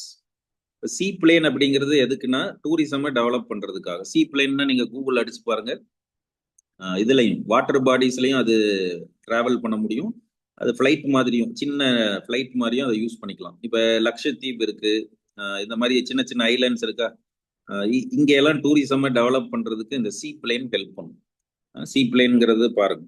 ஆமா, சில அதான் ரிவர்ஸ்லயும் டெஸ்ட் பண்ணிட்டு இருக்காங்க. சின்ன சின்ன ஐலாண்ட்ஸ்ல நமக்கு டூரிசம், லக்ஷதீப் பார்த்தீங்கன்னா நிறைய பொட்டன்ஷியல் இருக்கு. உங்களுக்கு வந்து மால்தீவ்ஸ் மாதிரி, மரீஷியஸ் மாதிரி அதை டெவலப் பண்றதுக்கான பொட்டன்ஷியல் இருக்கு. ஆனா ஒரு பிரச்சனை என்னன்னு பாத்தீங்கன்னா, ரொம்ப தூரமா இருக்கு. அதுக்கு ஃபிளைட் கனெக்டிவிட்டியை என்ஹான்ஸ் பண்ணணும்னா பெரிய அளவுக்கு ரன்வேஸ் எல்லாம் வேணும். அந்த அளவுக்கு அங்க ஐலாண்ட்ல இடம் இல்லை. ஒரு சின்ன இதுதான் இருக்கு, ஏர்போர்ட் தான் இருக்கு. அதுல ஒரு நாளைக்கு நீங்க ரன் பண்ற ஃபிளைட்ஸ் 2, 3, 4 தான் மினிமம். தான். அப்ப நிறைய டூரிஸ்ட் வந்து போக முடியாது. நீங்க இங்க இருந்து டிராவல் பண்ணி போகணும் அப்படின்னு பாத்தீங்கன்னா அதுக்கு ரொம்ப டைம் ஆகும். அதனால பொட்டன்ஷியல் இருக்கு. டூரிசம் எல்லாம் நிறைய இடங்கள்ல டெவலப் பண்ண முடியாம இருக்கா. சீ பிளேன்ங்கிற இதை நம்ம டெவலப் பண்ணிக்கிட்டோம் அப்படின்னா நாளைக்கு ஃபியூச்சர்ல டூரிசம் பொட்டன்ஷியலை ஃபுல்ஃபில் பண்ணிக்கலாம். இந்த சி பிளேன்ல விஜிஎஃப் ஸ்கீம், உங்களுக்கு சி பிளேன்னா என்ன, விஜிஎஃப் ஸ்கீம்னா என்ன, அது மாதிரி எல்லாம் கேட்கலாம் ப்ரிலிம்ஸ். ஒரு நேஷனல் வாட்டர்வேஸ்னு பாருங்க, எதுக்கு எத்தனைக்கு இம்பார்ட்டன்ஸ் கொடுத்துருக்காங்க. அதில் அரௌண்ட் ஒரு 60 என்னவோ ஃபங்க்ஷனிங் ஸ்டேஜில் இருக்குன்னு நம்ம சர்வேலேயே பார்த்தோமா. ஸ்கை ஸ்பீட் ரயில் காரிடார்ஸ்னு ஒரு 7 ப்ராஜெக்ட்ஸை இன்ட்ரடியூஸ் பண்ணியிருக்காங்க. க்ரோத் கனெக்டர்ஸ், ஏன்னா மேஜர் சிட்டிஸ் அதெல்லாம். இது உங்களுக்கு இந்த ஹேண்ட் அவுட்ல கொடுத்துருப்பேன். எந்த சிட்டிஸ் எல்லாம் கனெக்ட் பண்றாங்க ஹை ஸ்பீட் ட்ரெயின் நெட்வொர்க் மூலமா, எந்த சிட்டிஸ் எல்லாம் கனெக்ட் பண்றாங்க. மேஜர் சிட்டிஸை வந்து கனெக்ட் பண்றப்போ அது க்ரோத் என்ஜின்ஸா மாறும் அந்த சிட்டிஸ் எல்லாம். ஸோ இப்போ இன்ஃப்ராஸ்ட்ரக்சர்ல இந்த மாதிரியான ஃபோக்கஸ் வந்து பட்ஜெட்ல கொடுத்துருக்காங்க.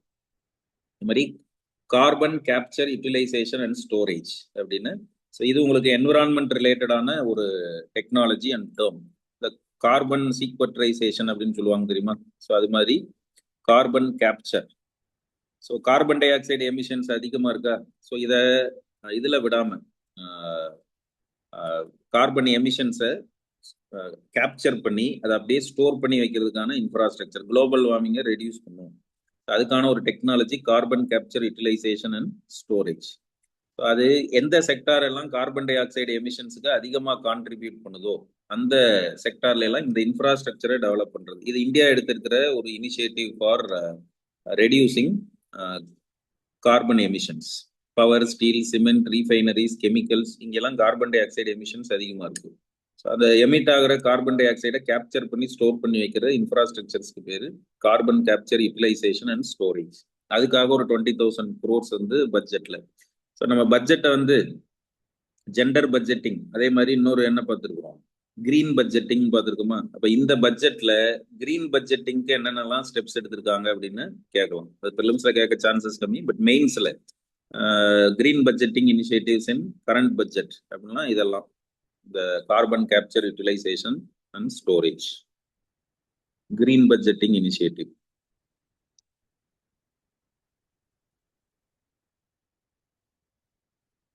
ஸோ எஜுகேஷனை பொறுத்த வரைக்கும் India to be a global leader in services, high powered education to employment and enterprise standing committee அப்படின்னு கிரியேட் பண்ணியிருக்காங்க. ப்ரிலிம்ஸ் பெர்ஸ்பெக்டிவ்ல இதுல பெருசா ஸ்கீம்ஸ்னு எதுவும் வரல, but initiatives related to social sector.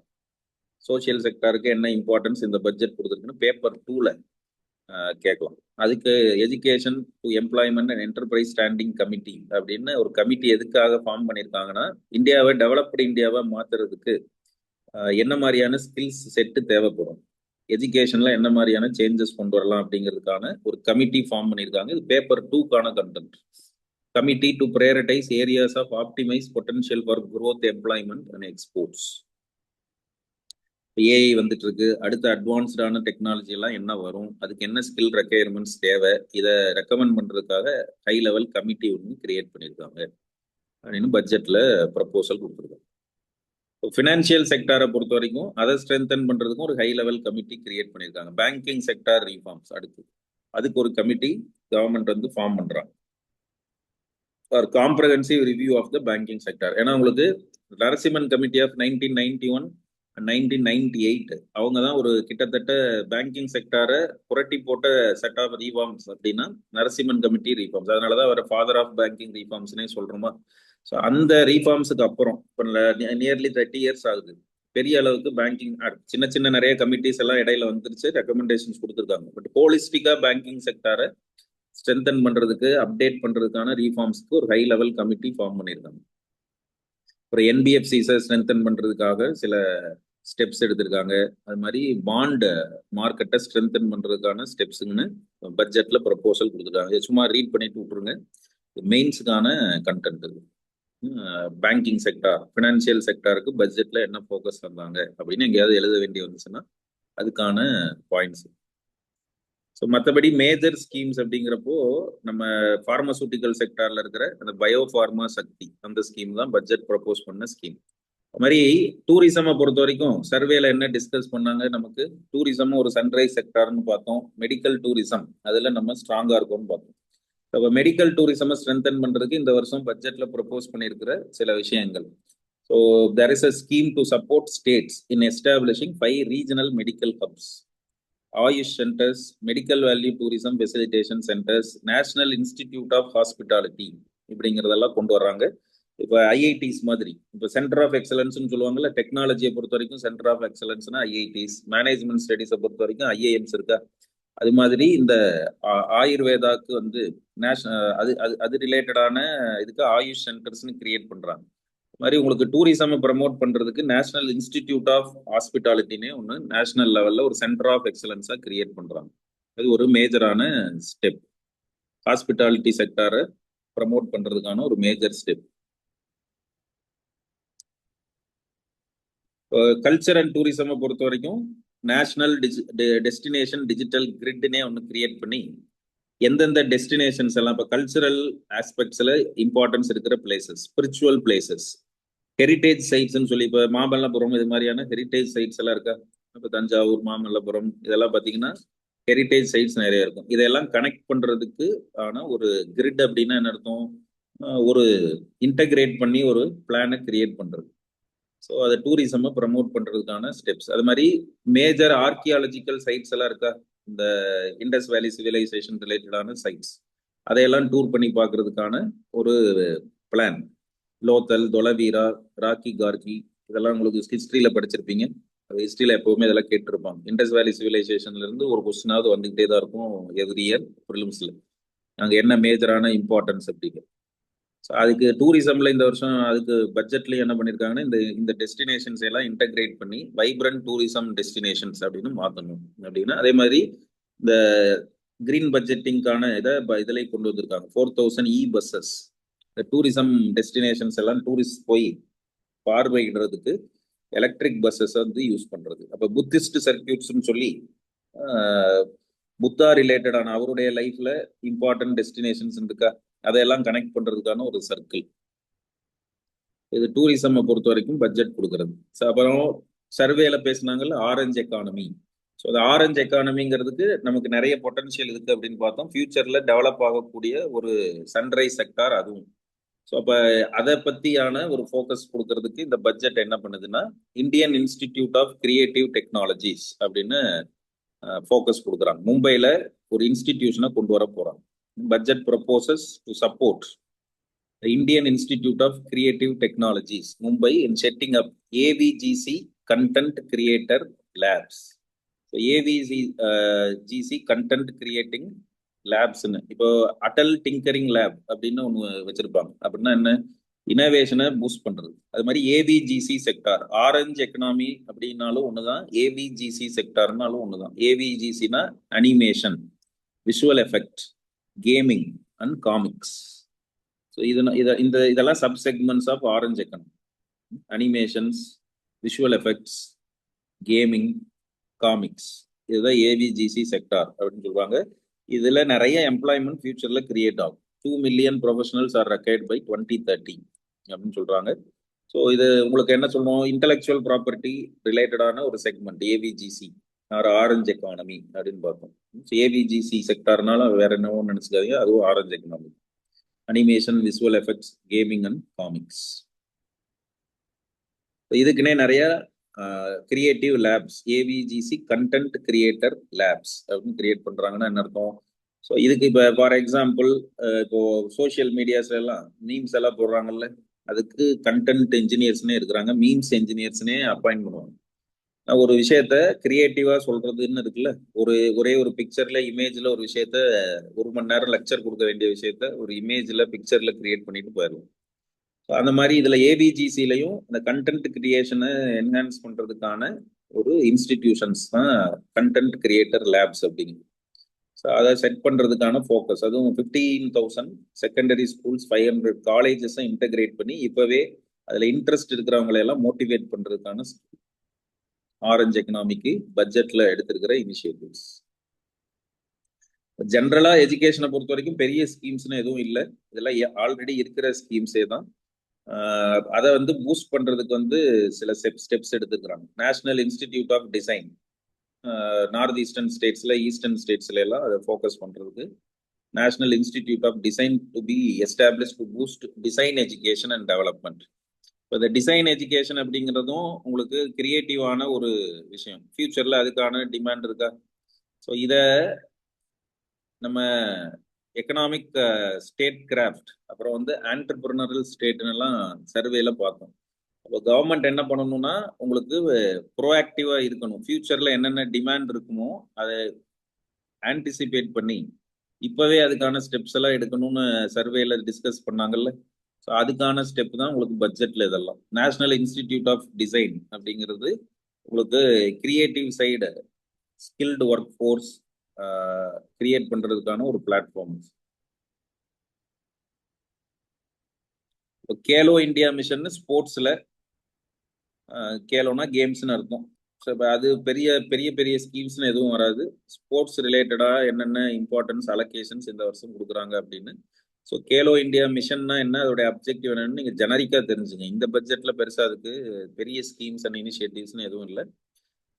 But Khelo India mission இப்போ என்ன மாதிரியான இனிஷியேட்டிவ்ஸ் எல்லாம் லாஸ்ட் ஃபியூ இயர்ஸா எடுத்துட்டு வராங்க அப்படிங்கிறத ஓவராலா தெரிஞ்சு வச்சுட்டா போதும்.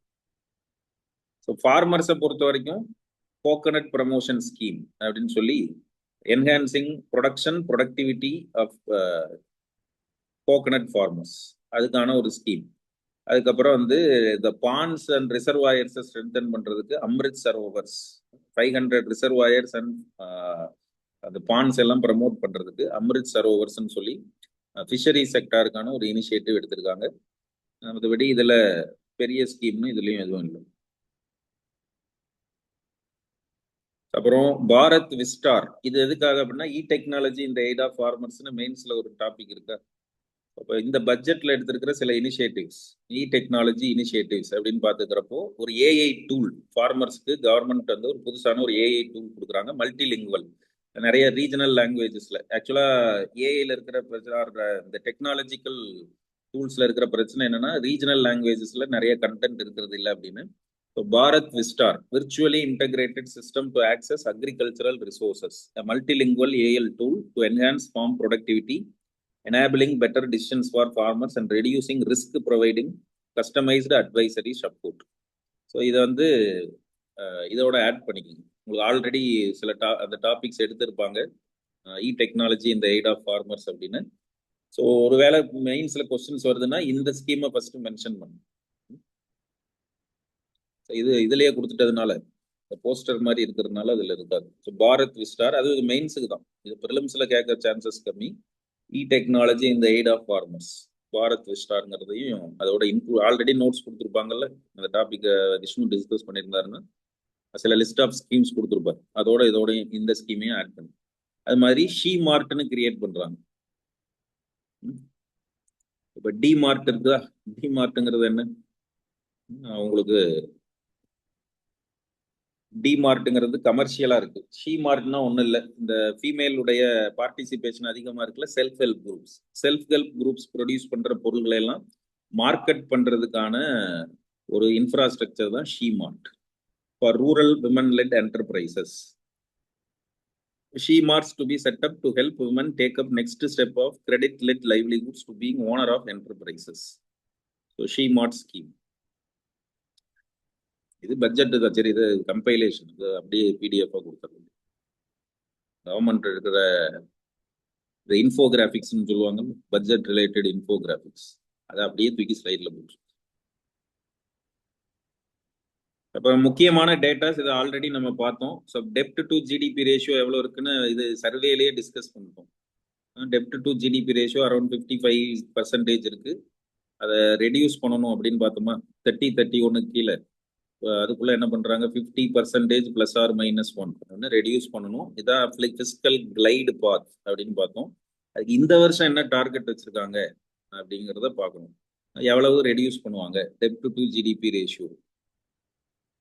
பிஸ்கல் டெபிசிட்டை எவ்வளவு குறைப்பாங்க, 4.4ன்னு வச்சிருக்கிற கோல் இந்த வருஷம் 4.3%குள்ள கண்டெயின் பண்ணணும் அப்படிங்கிறது. ஸோ அந்த டேட்டாஸ் எல்லாம் கொடுத்துருக்காங்க. அப்புறம் டேக்ஸ் ரிலேட்டட் பார்த்தீங்கன்னா டேக்ஸ் கம்ப்ளைன்ஸை என்ஹான்ஸ் பண்றதுக்கு, டேக்ஸ் ரெவென்யூவை இன்க்ரீஸ் பண்றதுக்குன்னு சில ஸ்டெப்ஸ் எடுத்திருக்காங்க. ஸோ இதுல இந்த சின்ன சின்ன ஸ்கீம்ஸ் எல்லாம் எதுவுமே தேவைப்படாது. பட் இந்த ஸ்கீம் எல்லாம் உங்களுக்கு ஆல்ரெடி நம்ம கொஸ்டின்ஸ்லயே கொடுத்துருப்போம். லிபரலைஸ்டு ரெமிட்டன்ஸ் எல்ஆர்எஸ் ஸ்கீம்னு இருக்கா அப்படின்னா என்னன்னு உங்களுக்கு ஆல்ரெடி டெஸ்ட்ல கொஸ்டினாவே கொடுத்துருப்போம். $250,000 வரைக்கும் we can remit for any purpose. ஒரு இண்டிவிஜுவலும் இந்தியால இருந்து எவ்வளவு பணத்தை ரெமிட் வெளியில எடுத்துட்டு போகலாம், லிபரலைஸ்டு ரெமிட்டன்ஸ் ஸ்கீம் அப்படின்றத. ஸோ இந்த பட்ஜெட்ல என்ன சொல்லியிருக்காங்கிறத விட்டுருங்க. ஜென்ரலா இந்த ஸ்கீம்ஸை பத்தி நம்ம ஆல்ரெடி டிஸ்கஸ் பண்ணியிருக்கோம், உங்களுக்கு இதெல்லாம் கொடுத்துருக்குறோம். மற்றபடி இதெல்லாம் குட்டி குட்டி இனிஷியேட்டிவ்ஸ், இதெல்லாம் பெருசா தேவைப்படாது. ஒரு IT sector is already growth engine பார்த்தோம். சர்வீஸ் செக்டார்ல ஒரு பெரிய கான்ட்ரிபியூஷன் கொடுக்கறது ஐடி. ஸோ ஐடிக்கான ஃபோக்கஸ் பட்ஜெட் என்ன தருது அப்படின்னா, India is a global leader in software development services, IT enabled services, knowledge process outsourcing. அதில் ஆர்என்டியை என்ஹான்ஸ் பண்ணுறதுக்கான டெவலப்மெண்ட் ஃபோக்கஸ் தருவோம் அப்படின்னு பட்ஜெட்டில் திருப்பி அதை சர்வீஸ் செக்டாருக்கான ஃபோக்கஸ்னு இதெல்லாம் சொல்லியிருக்காங்க. அண்ட் சேஃப் ஹார்பர் ரூல்ஸ் அப்படின்னு இருக்கு. ஐடி சர்வீசஸ் இருக்கா, அதில் 300 crore rupees to 2000 crore rupees அப்படின்னு சேஃப் ஹார்பர் ரூல்ஸ்க்கு கீழே சில ப்ரொடெக்ஷன் தராங்க ஐடி சர்வீசஸ்க்கு. ஆனால் சப்போர்ட் சிஸ்டமாக அதை கொடுத்துருக்காங்க. இப்போ இதில் உங்களுக்கு நம்ம இதை டிஸ்கஸ் பண்ணோமா, டேக்ஸை டிஸ்கஸ் பண்ணுறப்போ டபுள் டாக்ஸேஷன் அவாய்டன்ஸ் அப்படிங்கிறதுக்கு கீழே ஒரு கான்செப்ட் டிஸ்கஸ் பண்ணியிருக்கோம். உங்களுக்கு அட்வான்ஸ் ப்ரைசிங் அக்ரிமெண்ட் அப்படின்னு. இந்த அட்வான்ஸ் ப்ரைசிங் அக்ரிமெண்ட்டுக்கு கீழே என்ன பண்ணணும், டேக்ஸ் அத்தாரிட்டிஸ் கிட்ட முன்கூட்டியே பர்மிஷன் வாங்கிக்கணும். ரிலேட்டட் என்டைட்டிஸ் அவங்களுக்குள்ள நடக்கிற டிரான்சாக்ஷன்ஸ் என்ன ப்ரைஸ்க்கு பண்ணுவாங்க அப்படிங்கிறத முன்கூட்டியே டேக்ஸ் அத்தாரிட்டிஸ்ட பர்மிஷன் வாங்கியிருக்கணும். ஸோ அதோட சேர்ந்தது தான் இந்த சேஃப் ஹார்பர் ரூல் அப்படிங்கிறது. ஸோ இப்படி முன்கூட்டியே அட்வான்ஸ்டாக பர்மிஷன் வாங்கிட்டாங்க அப்படின்னா டேக்ஸ் டிஸ்பியூட்ஸை வந்து ரெடியூஸ் பண்ணுவோம். இந்த டேக்ஸ் டிஸ்பியூட்ஸை ரெடியூஸ் பண்ணுறதுக்கான லிமிட்ஸை என்ஹான்ஸ் பண்ணுறதுக்கான ஒரு அசிஸ்டன்ஸ் இந்த பட்ஜெட்ல இன்ட்ரடியூஸ் பண்ணியிருக்காங்கிறது தான் சேஃப் ஹார்பர் ரூல்ஸ் அப்படின்னு சொல்றாங்க.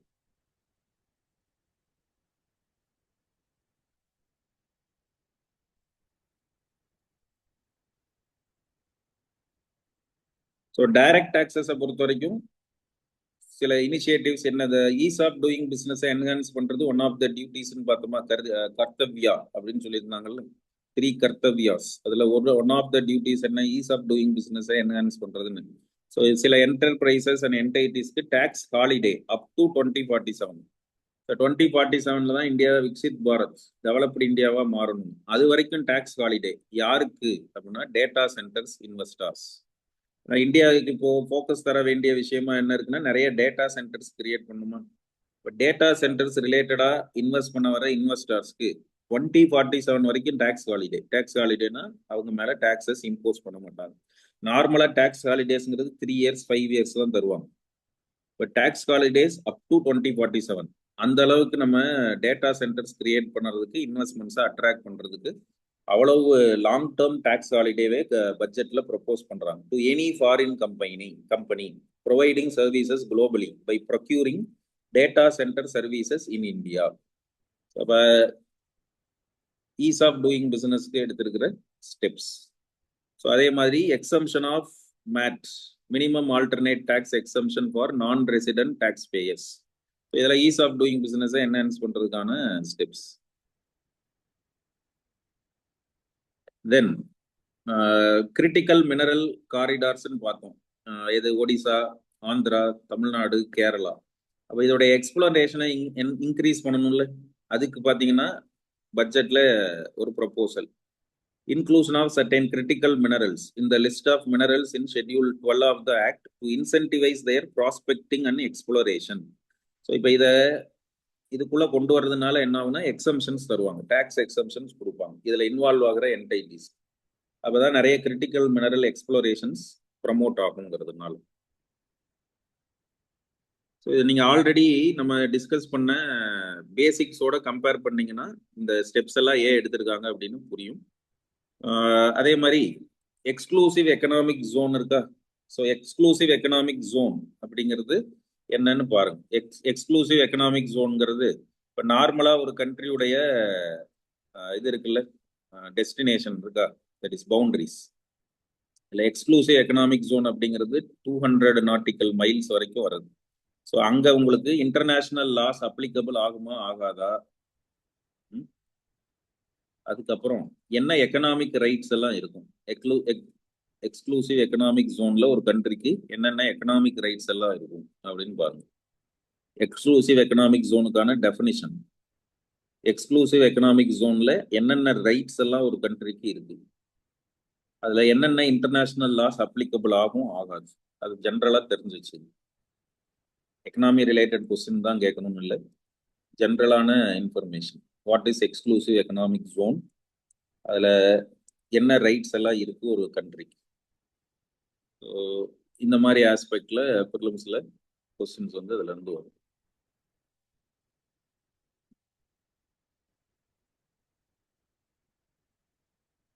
ஸோ இன்டைரக்ட் டாக்ஸஸ் என்னென்ன எக்ஸம்ஷன்ஸ் கொடுத்துருக்குறாங்கன்னு இருக்கு.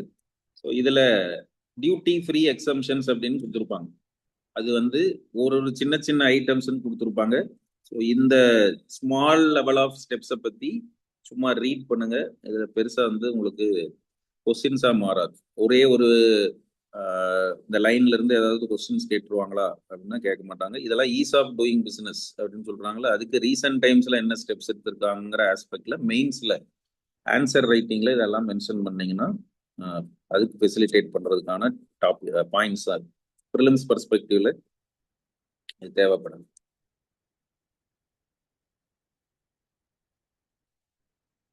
ஸோ அதே மாதிரி உங்களுக்கு சோஷியல் செக்டார்னு எடுத்துக்கிட்டிங்கன்னா, இப்போ பேப்பர் 2ல இருக்க social justice, vulnerable sections of society, அவங்களுக்கு என்ன ஸ்டெப்ஸ் அண்ட் ஸ்கீம்ஸ் இந்த பட்ஜெட்ல வந்திருக்கு.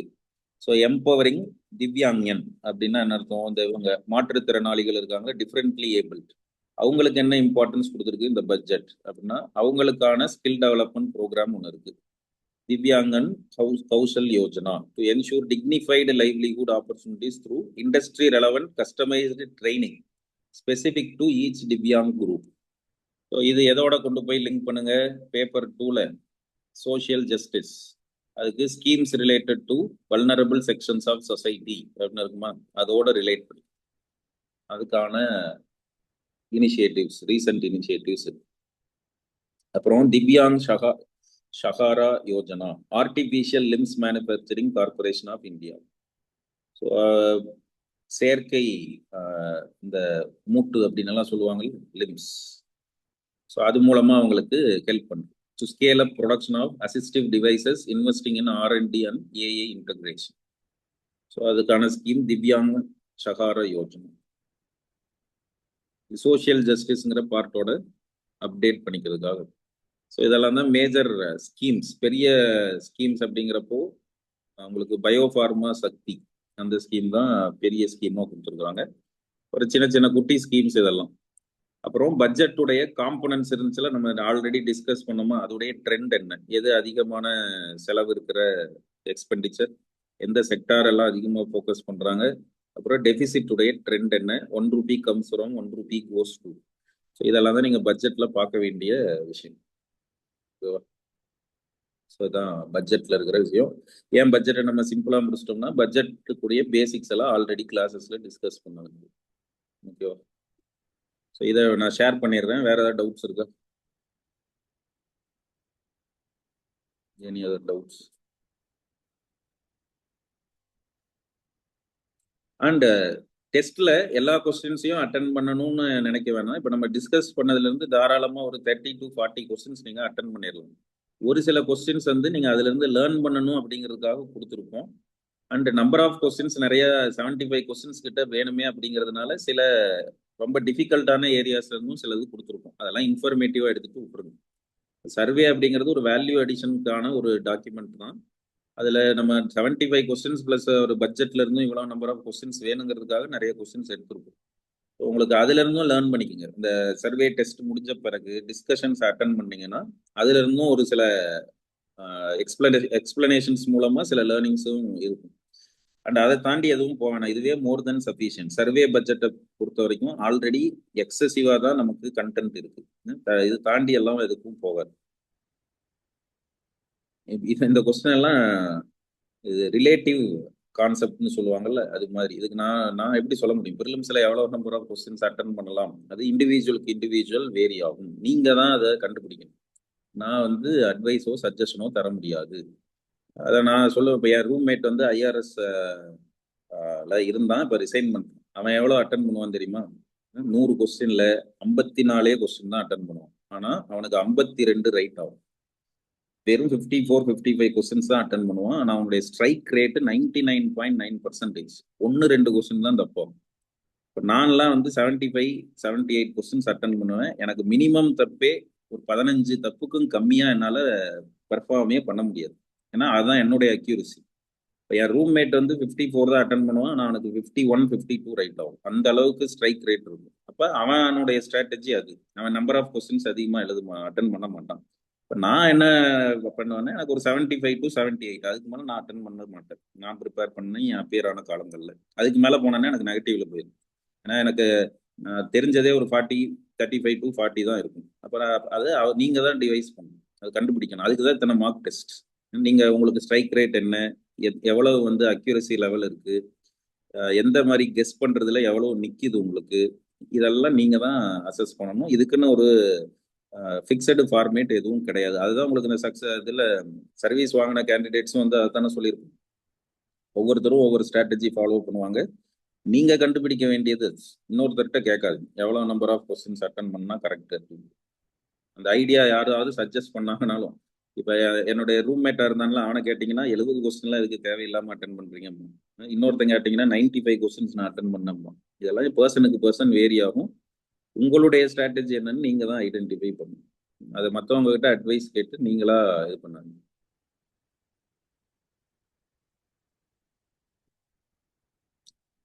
ஆமா, எவ்ரி இயர் சேஞ்ச் ஆகும். மேஜர் சேஞ்சஸ் அந்தந்த வருஷத்துக்கு 1 Ruby comes from 1 Ruby goes to. Sometimes அதுல சேஞ்சஸ் இருக்கும். இந்த வருஷத்துக்கு என்னவோ அதை மட்டும் பாருங்க. Okay, thank you.